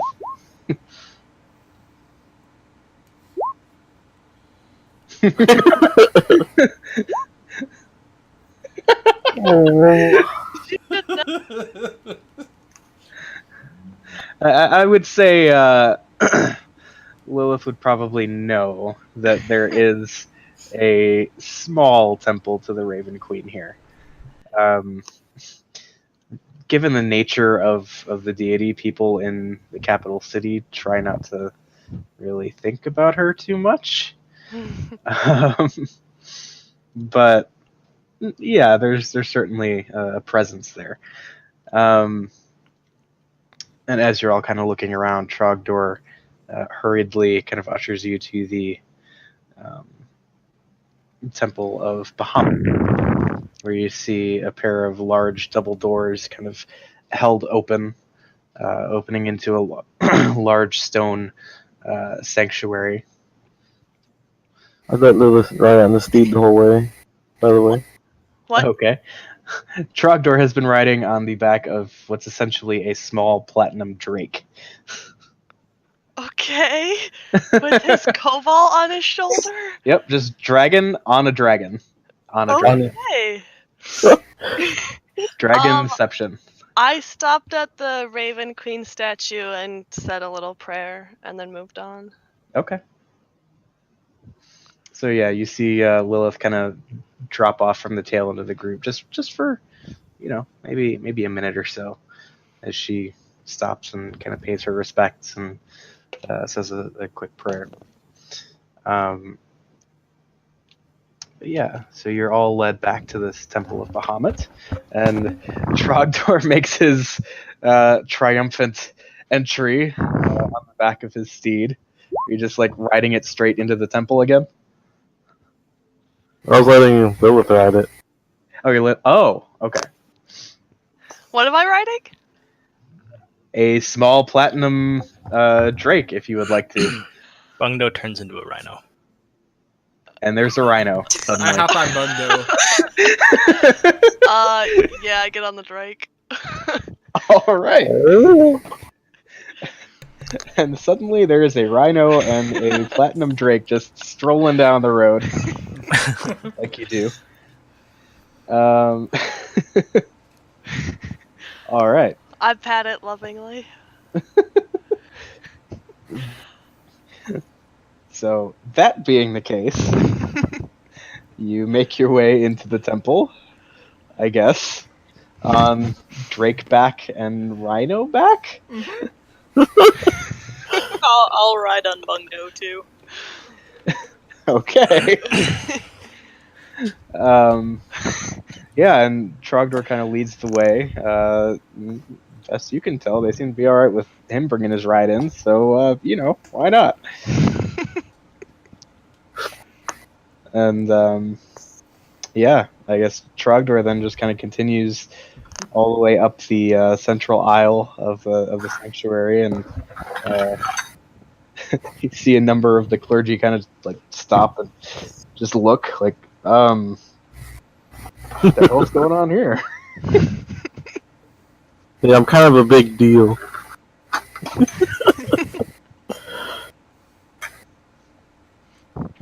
All right, and Trogdor, you do see Draxon already kind of making his way back down the steps from the platform to greet you.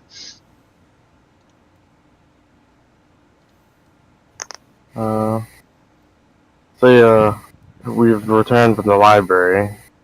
We've spoken to Yelvier. He's a lot better guy than I thought he was gonna be. He wasn't that strange at all.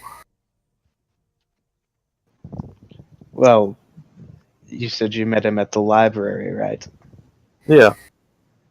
Okay. Well, um, hmm, just never mind. Is something I should know?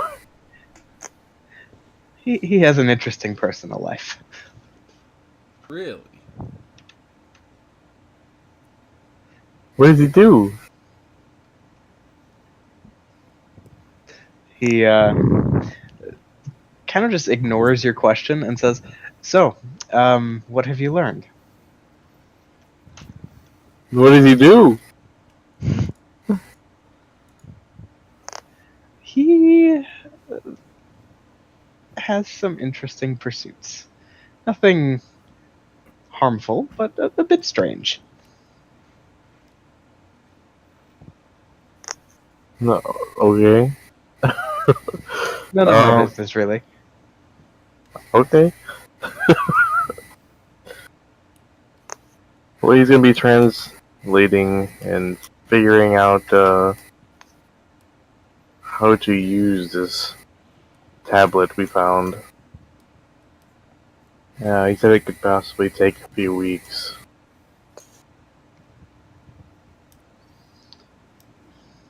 Okay. Well, with something as ancient as that tablet seems to be, that's really no surprise. Of course, I'm sorry that you couldn't get your results faster, but you know, some things, especially those having to do with subject matter of this magnitude, can certainly take some time.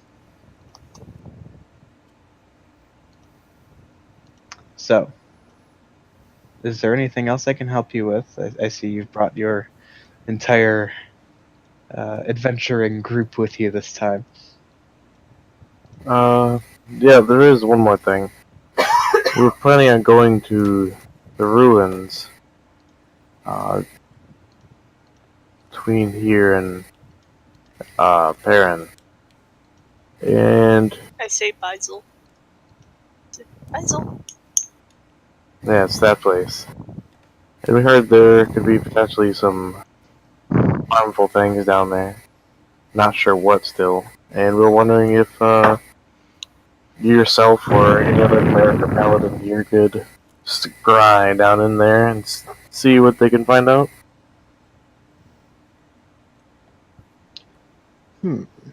Well, I could certainly try to clean something. And you see him kind of thinking about it, and let's see. Well, is there anyone there from Ramsgate, or There's a cloak. a cloak? It's called the Cloak of the Grey.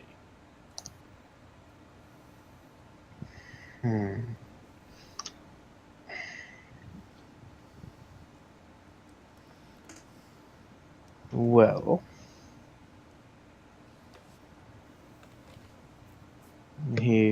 kind of thinks about it.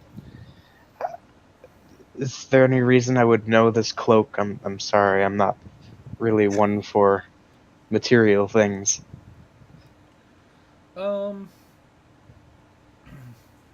Shoot, we never did figure out who it belonged to. So it supposedly belonged to a powerful mage of some sort.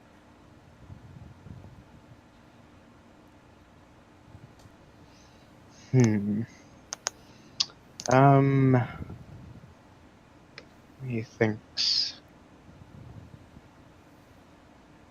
Well, I'm afraid that's not very much to go on. I could certainly attempt this, but with as little information as I have, it's probably not going to amount to very much. Is there any kind of ritual we can do to bolster the spell's power? Not a ritual per se. If you could find some sort of information about the target or the person that wore the cloak or the cloak itself, if I could know something about it. Do you know Magnus Ravendal? Or Ravendal? I know of him, yes. Would you have a way to contact him? Because he knows about the cloak.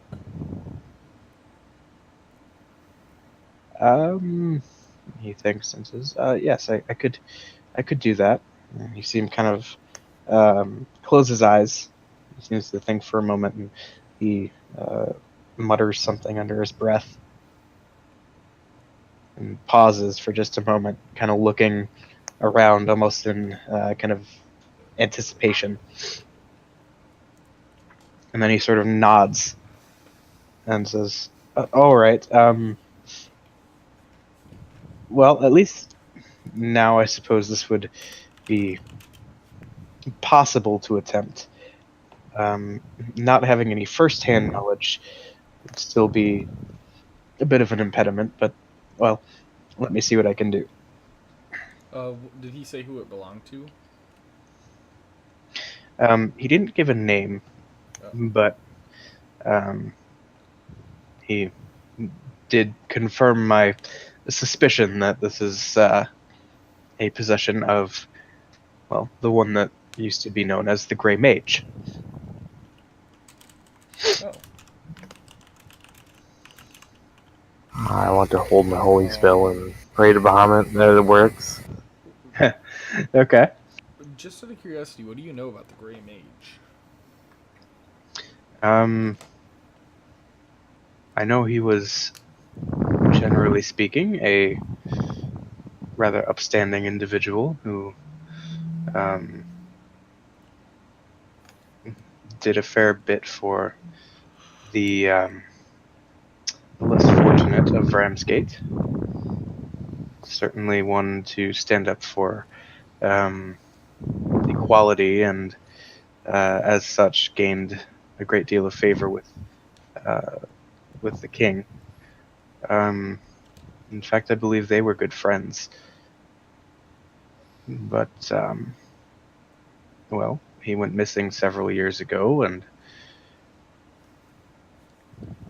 no one has been able to determine his location thus far. So, Okay. Cool.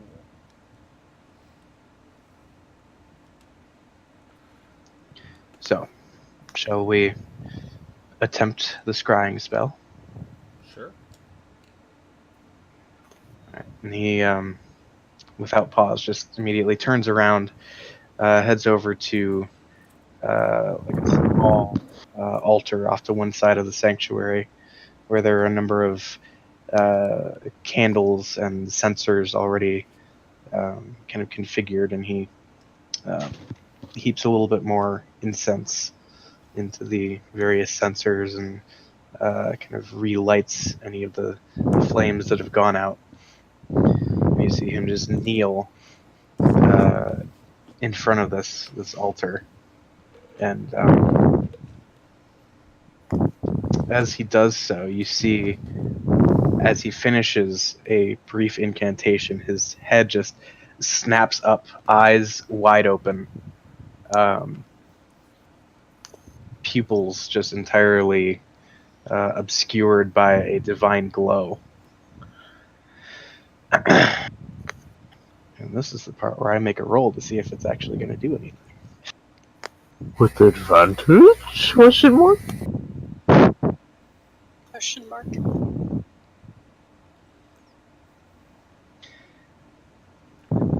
And after about 10 seconds, he sort of just jolts and begins to blink and shake his head. The glow immediately dissipating, and he just looks over and shakes his head at you, saying, I'm sorry, but I wasn't able to find anything. What? Like, nothing, like, do you know, at least, is it there? Can you confirm that? I was not able to form any kind of connection with the cloak. Huh. Are you able to try again? Well, maybe the cloak's magical. I mean, well, it is magical. Maybe that's what the cloak is.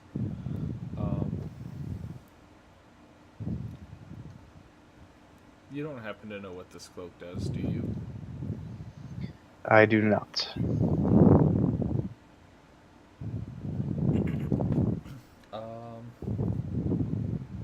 Phil, are you in a wind tunnel? Nope, I have my mic muted unless I talk. So, who's in the wind tunnel? Lilith? What? Lilith?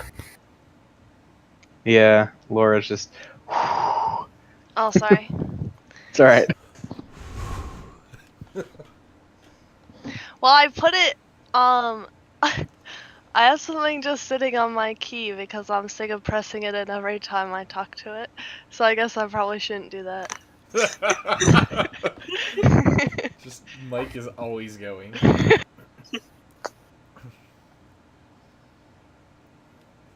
Darth Lilith? What? Pretty much. Darth Lilith. Yeah. Alright.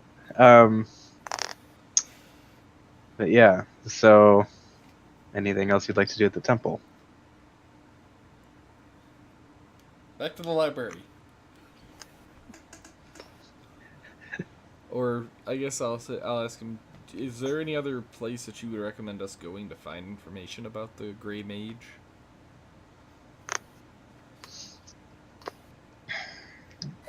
He was something of a mystery to the common folk. As I said, he formed a close friendship with the king, but, well, one doesn't exactly just walk in and speak to the king these days. Did you used to be able to walk in and speak to the king?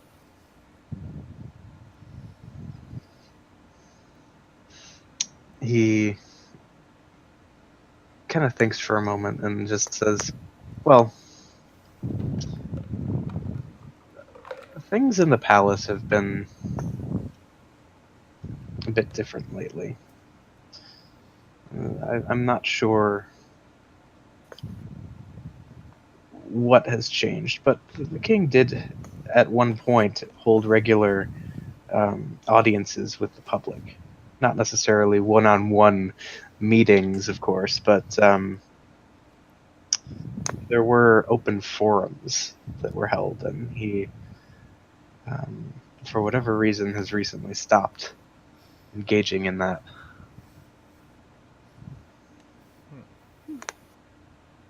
Anything else that's different? Seems to be the only thing of note. Okay. Maybe we should take an adventure out to Magnus's place again. Speak to him of this, or at the very least, he should be able to get us an audience or something with the king. I want to hear the sweet music of my people.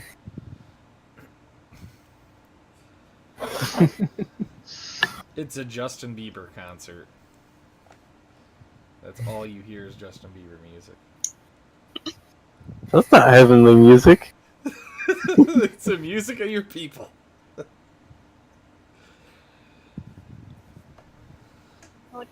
Okay, are we going back to the library? What for? Or do we just want to go to Magnus's? And maybe talk to him about this with the issue with the king, since he was just meeting with him. Well, we should find out more about the Gray Mage. Well, yeah, Magnus would probably be the one to ask about that too. The library, we could stop by the library, I guess, but I mean, I'm just thinking that one person can't know everything. no, but at least he'd be able to direct us to who we would need to talk to, or he could possibly get us an audience with the king. Okay. So.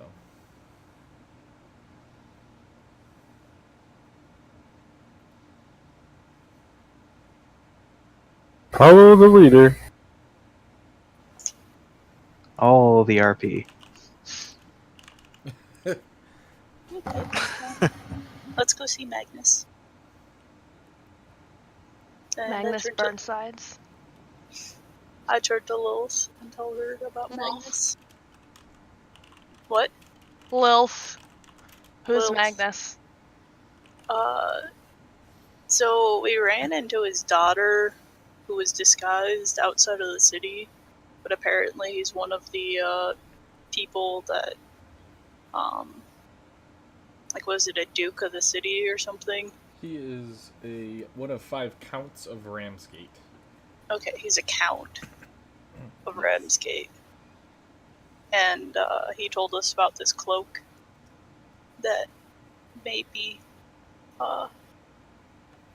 down in this place. And he thinks adventurers should find it that would be able to do some good in the world.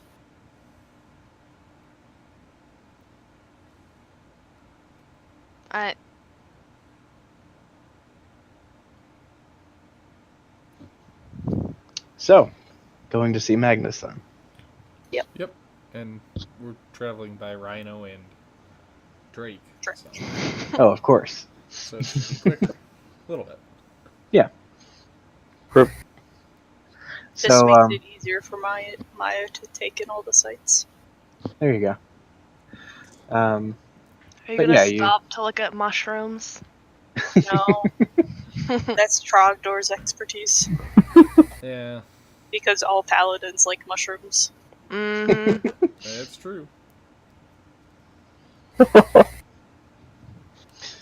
But, yeah, you pretty quickly make your way back to House Ravendal, and the guards, recognizing you from earlier in the day, immediately let you in.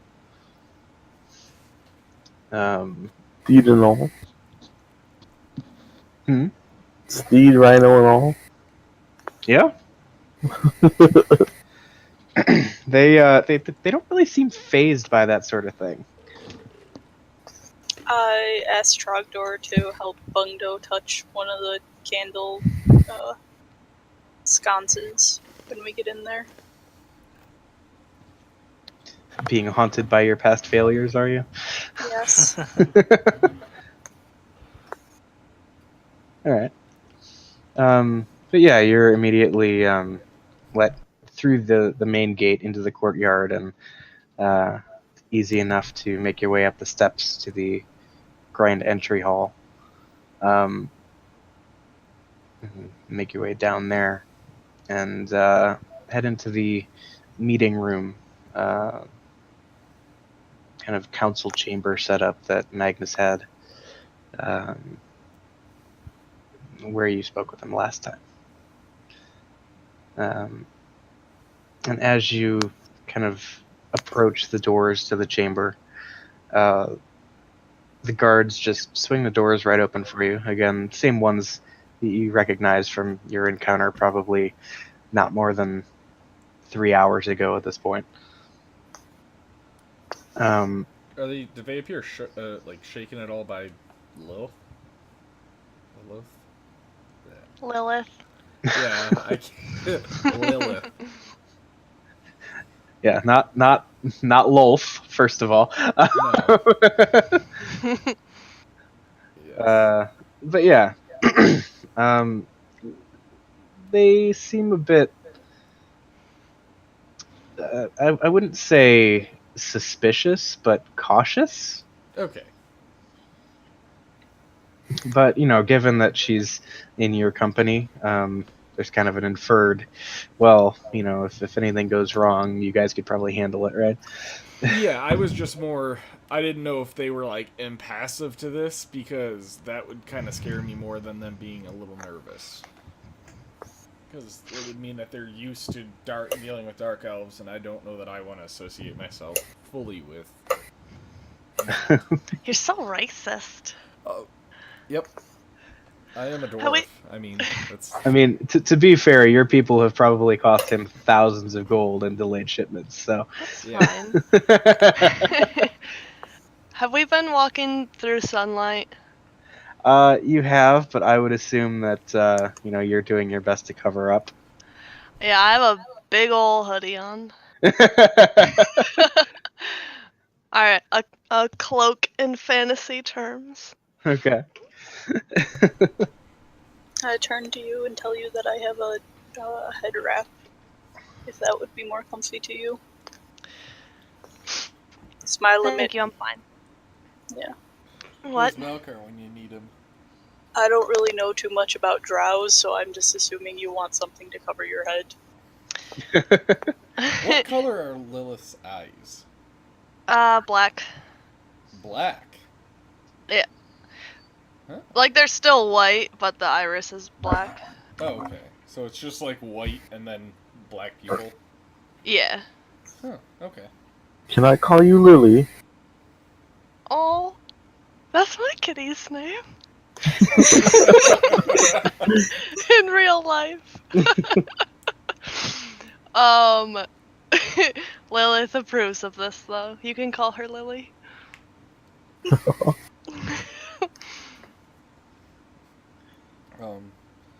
So I guess on the way there, I'm saying, so Lilith, what brings you around here? Like, I received, or rather, the Raven Queen has given me a vision that there's something going on in these ruins. something religious, right? Yes, if you would like to call it that. Story of our lives. Okay. I just nod at that statement. Surprised I haven't seen anything. Not all about you. I summoned Mage Hand and thump Tragdor on the back, thinking he's choking.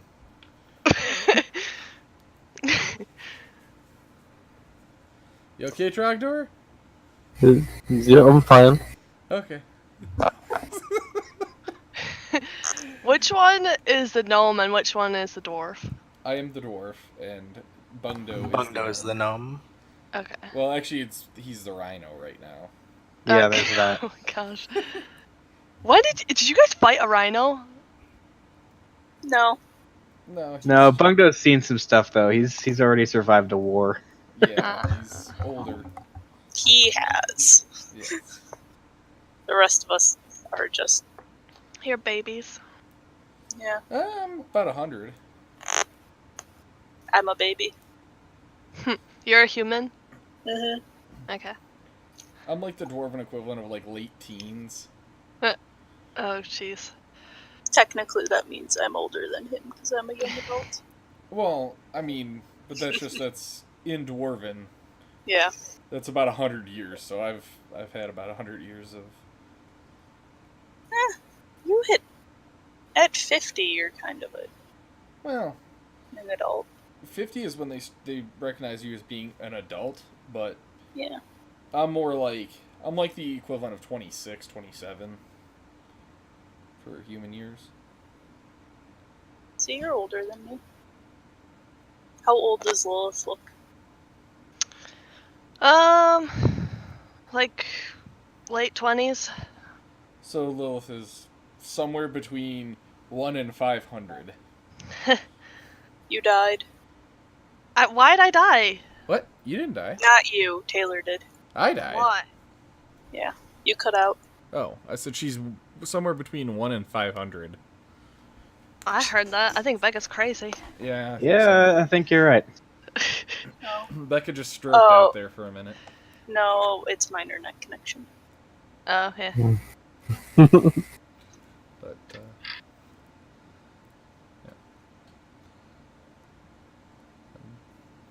I'll just say, well, good to know. I'm from Thogladar. I'm a armorsmith. I own one of the better armorsmith shops in Thogladar.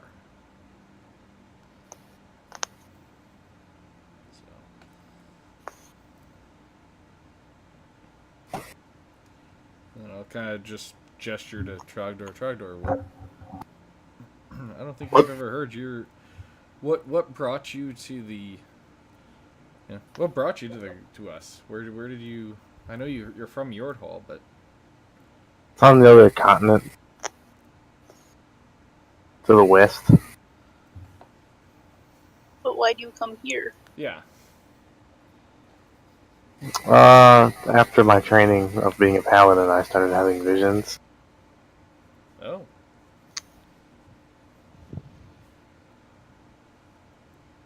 So you and Lilith kind of have the same thing going on with visions.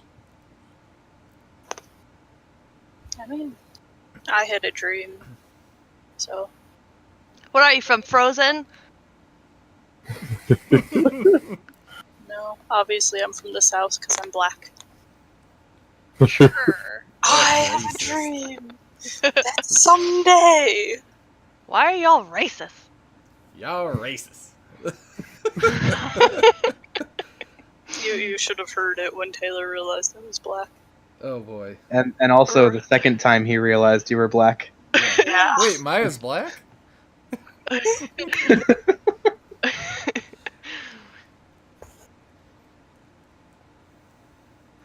Trogdor is bronze. I'm still darker than you. Racist. I'm darker than you. Yeah, you are. I'm the darkest. Like Cast Batman. invisible. I'm darker. I win. Black. No, I'm Drow are much cooler than Batman. I agree. Right. Anyway, so Trogdor, yes. Bungdo, where did you come from, Bungdo? I know you. What, as far as like my character's background? Well, just we're kind of explaining where we're all from and kind of a little bit of our background, yeah. Well, I wanted my way over quite a while back from another continent. Not much homeland to see. Great War and nice little forest gnomes. Oh yes, Bungdo's a little, and I kind of. Racist. Oh, actually, It's not racist. They're Wait. not actually people. They're forest gnomes. They don't Hold- deserve to be recognized as people. Wait, Bungdo actually can't respond. I realize he was a rhino. Oh, right. I forgot about that fact. Sorry about that. I just kind of snort and look at him, give him a stink eye in rhino form. I go, oh shit, you're a rhino, right? Aren't you on top of him? Yeah, Yeah. I can turn my head. yeah. Well, I mean, he forgot when he was riding you, and then he's like, oh wait, actually you're a rhino. Yeah, I'm just like talking to Bungdo and I'm like waiting for a response, and then I looked down and realized, oh, that's right, he's a rhino. Fuck. I feel like rhinos would give the best stink eyes. Yep. I accept the stink eye. Do you have a choice? Yes. Damn right he doesn't. And what I will do is I will reach in my bag, pull out a star fruit, and like kind of mage hand, like throw it and cast mage hand, grab it and put it in front of his mouth and give him a star fruit. As we're riding. Aren't we in the room? Or this is Oh. on the way? Yeah, I think we. Yeah, I mean, you had to do something to pass the time, so why not Yeah. this? Maya's only half listening because she's still so distracted. By what? Trogdor smash ruins. The city. Yeah. We're in a city? I thought we were in a temple. We're We're in a on city. the outskirts. No, we're on the outskirts of the city, heading to. Well, we crossed through the city. Yeah, you're in transit from the temple to this count's estate. Yeah, it's basically a big compound outside the city, I think, right? Pretty much. Yeah. We're going to see Robin Williams. Okay. Robin Williams from Flubber too. Welcome to all of the inside And jokes. Dead Poets Society. I will rush to flubber Robin Williams. He's like the cool dad. I don't know if he's cool, Dad.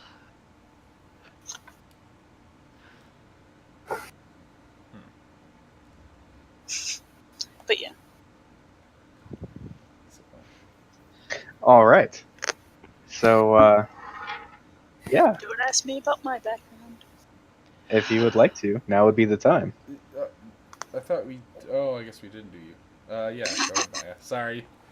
Maya has No, a background? She's not important. I see how it is. No, I honestly thought you already did. Sorry. Got to give this campaign some sensitivity training. Pretty much. I remember you talking about how you got orphaned and stuff. Yeah, I thought you had Yeah. already kind of talked Yeah. about it. You guys have been together for 7 levels, and you don't know Maya's background. We No. learned it last session. A little bit, but it's. Yeah. I mean, she's a Yep. monk. We knew she was abandoned as a child, and what else is there really to know? I wasn't abandoned. I thought you were. No, my parents died of a Oh, sickness. and they left you God! abandoned. So anyway, Maya, how did your parents die? They died from a plague that went through my town. It basically destroyed the town, and everyone ended up leaving. Sucks. Yeah, I barely remember them. I was 4, so mostly raised by the other monks in my monastery. Trogdor wipes the tears from his eyes and cheek with a starfruit and then eats it.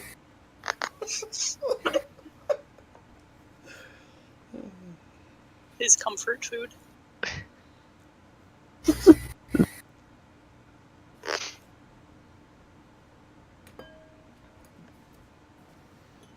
All right. All So- Maya does is make Trogdor cry. Rude. Maya Rude confirmed. Remind me not to tell you how my friends got to the monastery. How did your friends get to the monastery? Well, one of my friends, his mother died in childbirth, and his father was too grieved and couldn't take care of him. So he ran a caravan across the desert.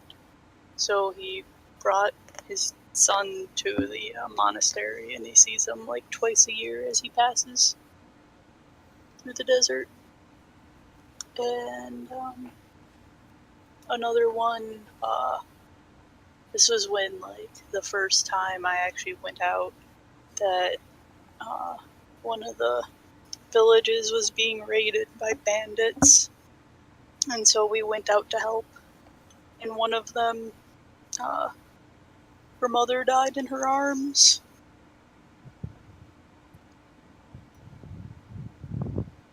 At this point, Trogdor is just openly weeping.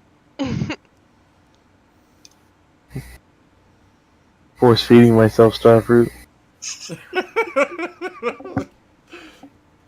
He's just like a just sitting there stuffing starfruit down his throat. Just crying. eat the pain, Trogdor. Eat the pain. Yep. And I actually don't know my other friend's backstory. Oh, so you're getting on people for not knowing yours. You don't even know yours. I don't know. He never offered, so I never asked. Hmm.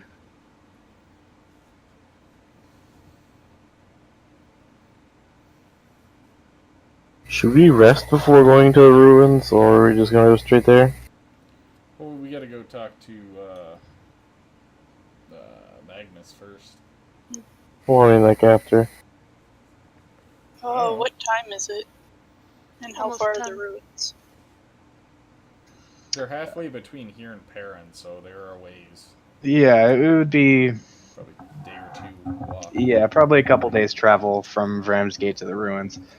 So I would say, depending on what we find from Magnus, we should just probably head right out. Alright. All right. So yeah, after all of that nice little character building exchange,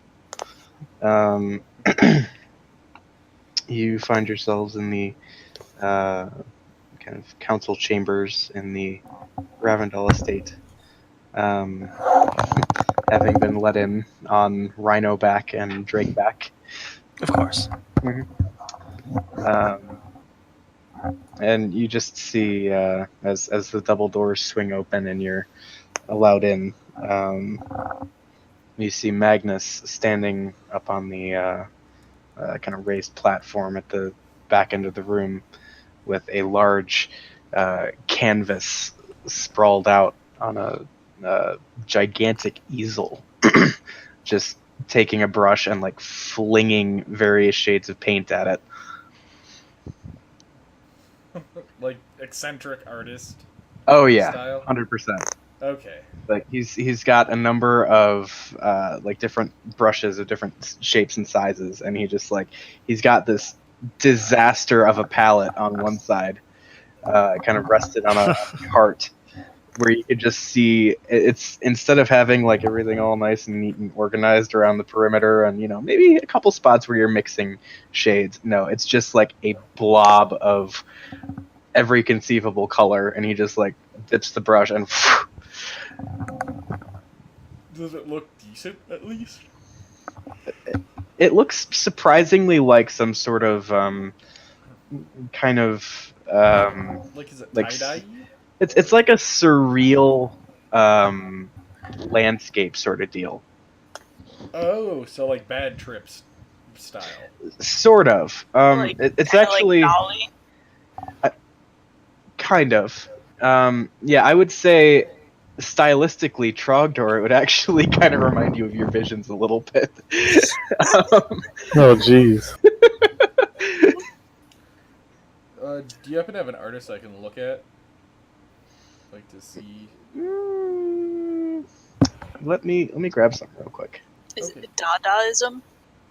Is it like Dadaism? We're getting too specific here. I don't know what the hell that is. Yeah, It's I'm just- It's a art genre. I learned about it from my. I took an art class at one point too, so. And in character, I took an art and sculpture class.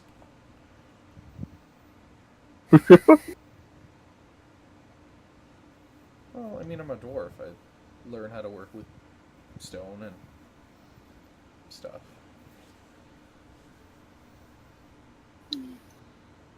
That was where I learned that I was quite creative, and then went on to learn some metalworking and realized all the possibilities of metalworking versus with clay, and that's how I picked up my trade.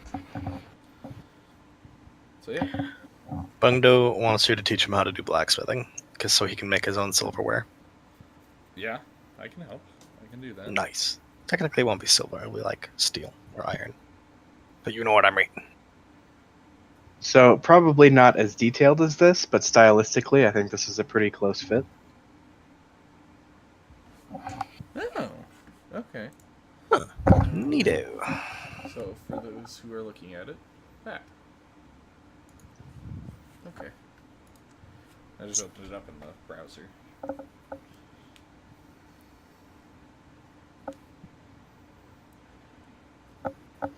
So, yeah, and he's just kind of flinging paint, and it's like that, but sort of still runny and very like sloppy. It's not anywhere near as finished as the piece that you're looking at in chat there. Okay. But yeah, as the doors kind of thunk shut behind you, he slings one last bit of paint at the canvas and then turns around. Says, "Oh, you're back already. One moment." He like flings an entire brush, still wet with paint, like back over his shoulder, and just kind of like on the table where you had seen him meeting with the king and his and his foreign affairs minister just a few hours ago. And yeah, he like takes off this just looks like a murder scene on his smock that he's wearing. Just kind of wads that up and tosses it back with the brush, and says, "Well, what can I do to help you?" Well, we had a couple questions about the mage that owned the cloak. The mage known as the Grey Mage, I believe. Right. So, what can I help you with exactly? Well, we're trying to get a little bit of a idea of who this Grey Mage was, and kind of what the whole deal with him is, because I've heard he's a little infamous around here. Yes. Well, as I told your friend Draxon not more than half an hour, 45 minutes ago, friend of the king's, they really had quite a stalwart friendship going, and then he just disappeared one day. I'm afraid I don't really know too much about him on a personal level, if that's what you're looking for. Who's Draxton? Draxton was Yeah. the cleric. Yeah. Okay.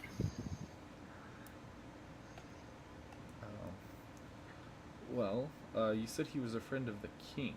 We've also been told, and I kind of look around, and I'll lean in closer and whisper, "Is there something going on with the king?"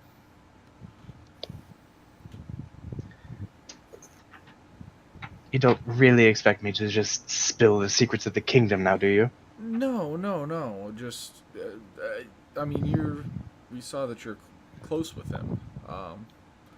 We just wanted to make sure everything's okay with him. It was just brought to our attention by a few people that we talked to in town that he's been acting a little strange.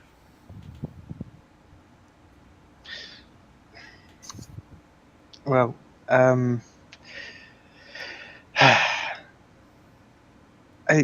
don't really think there's anything that you could do about it, unfortunately. You know.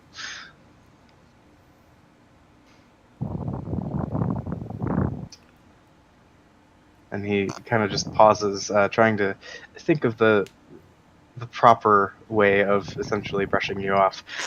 It's fine. I get the hint.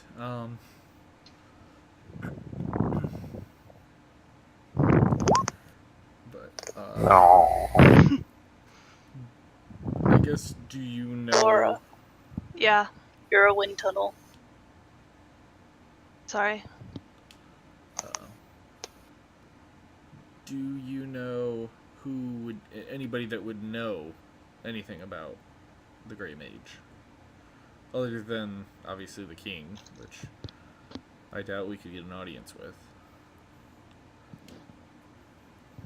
He thinks on it and just says, "Well,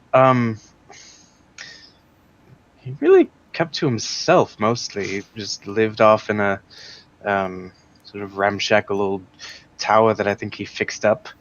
Um, but even in the days since his disappearance, the place has just quite literally fallen apart." And is that the ruin? It's not the ruin, is it? No, it was a place outside of town, but there's really nothing left of it at this point. It's on the way though to the ruins. Like it's that side of town, outside of town, right? No, as a matter of fact, it's on the eastern side of the city, which would be directly out of your way. Oh shit.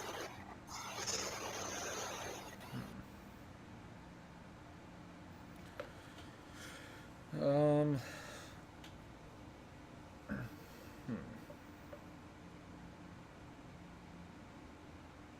Do you know anything about the ruins? I mean, we found some stuff, but Nothing more than what I told you before. okay.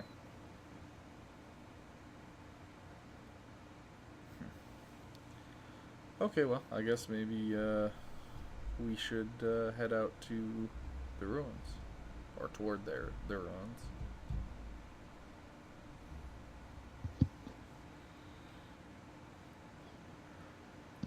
Oh, actually, another question for you. You don't happen to have any spare bit of scroll of? I look at Maya. What was that stuff called? Or I look at Trogdor, I guess. What was that stuff called? I don't know. Shit. It's the stuff you could scribble down on and poof, send a message. He kind of squints his eyes and says, I'm afraid I don't know what you're talking about. It's magical paper. Not that I know of. Oh, okay. Just figured I'd ask because that would be easier to keep in touch with you.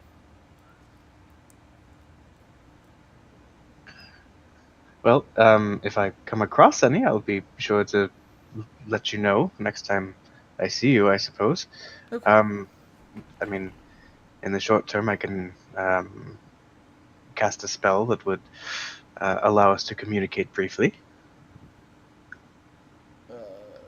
Oh. Wait, like, speak across a distance? In short messages, yes. Huh. Okay. No, it's fine. I mean, there's nothing, nothing short distance wise. I just figured, we could let you know when we got it and what was going on down here. Yeah, and you do gather that the effect that he's describing is basically the same as your orb of sending. Okay.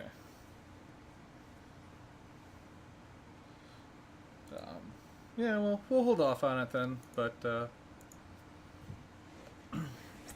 yeah, we do have an item in here that, in our, group that will, allow us to send a message out. Well, that particular item, if you remember, is Oh no, it's on the other one. paired with. It's paired with another orb, so it's more like a set of walkie-talkies than like a cell phone, for example. Oh, so he has another set of stones like that. No, he can cast the spell. What you have is an item that's specifically paired with another one. Oh, okay. It's not just the sending spell, is it? Pretty much. Oh, okay. Yeah, no, it's not really worth using the sending spell.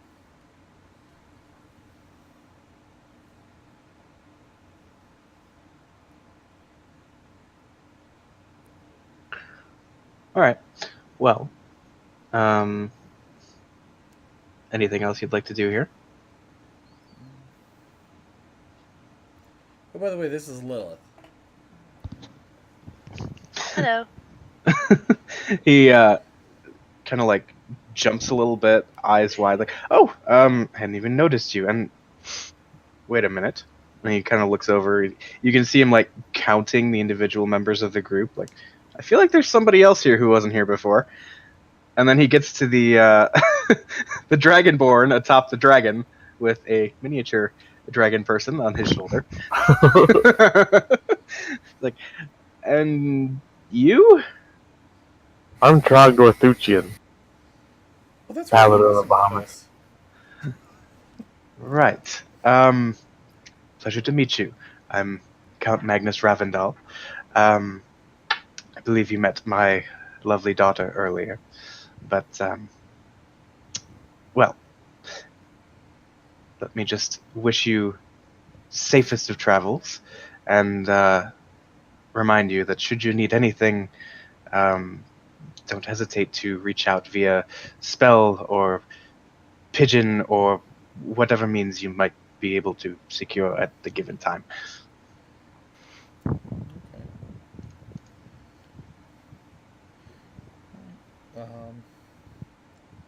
Thank you. Alright. I guess I'll kind of head out. All right. Anything else anybody would like to do here? Nope. That was kind of a bust. Yeah, it kind of was. All right. So for the sake of time, we'll probably have to cut it about here. Laura, you're welcome to join us again next time, and however long it might take to resolve this, or, whatever. Yeah, lots of talk.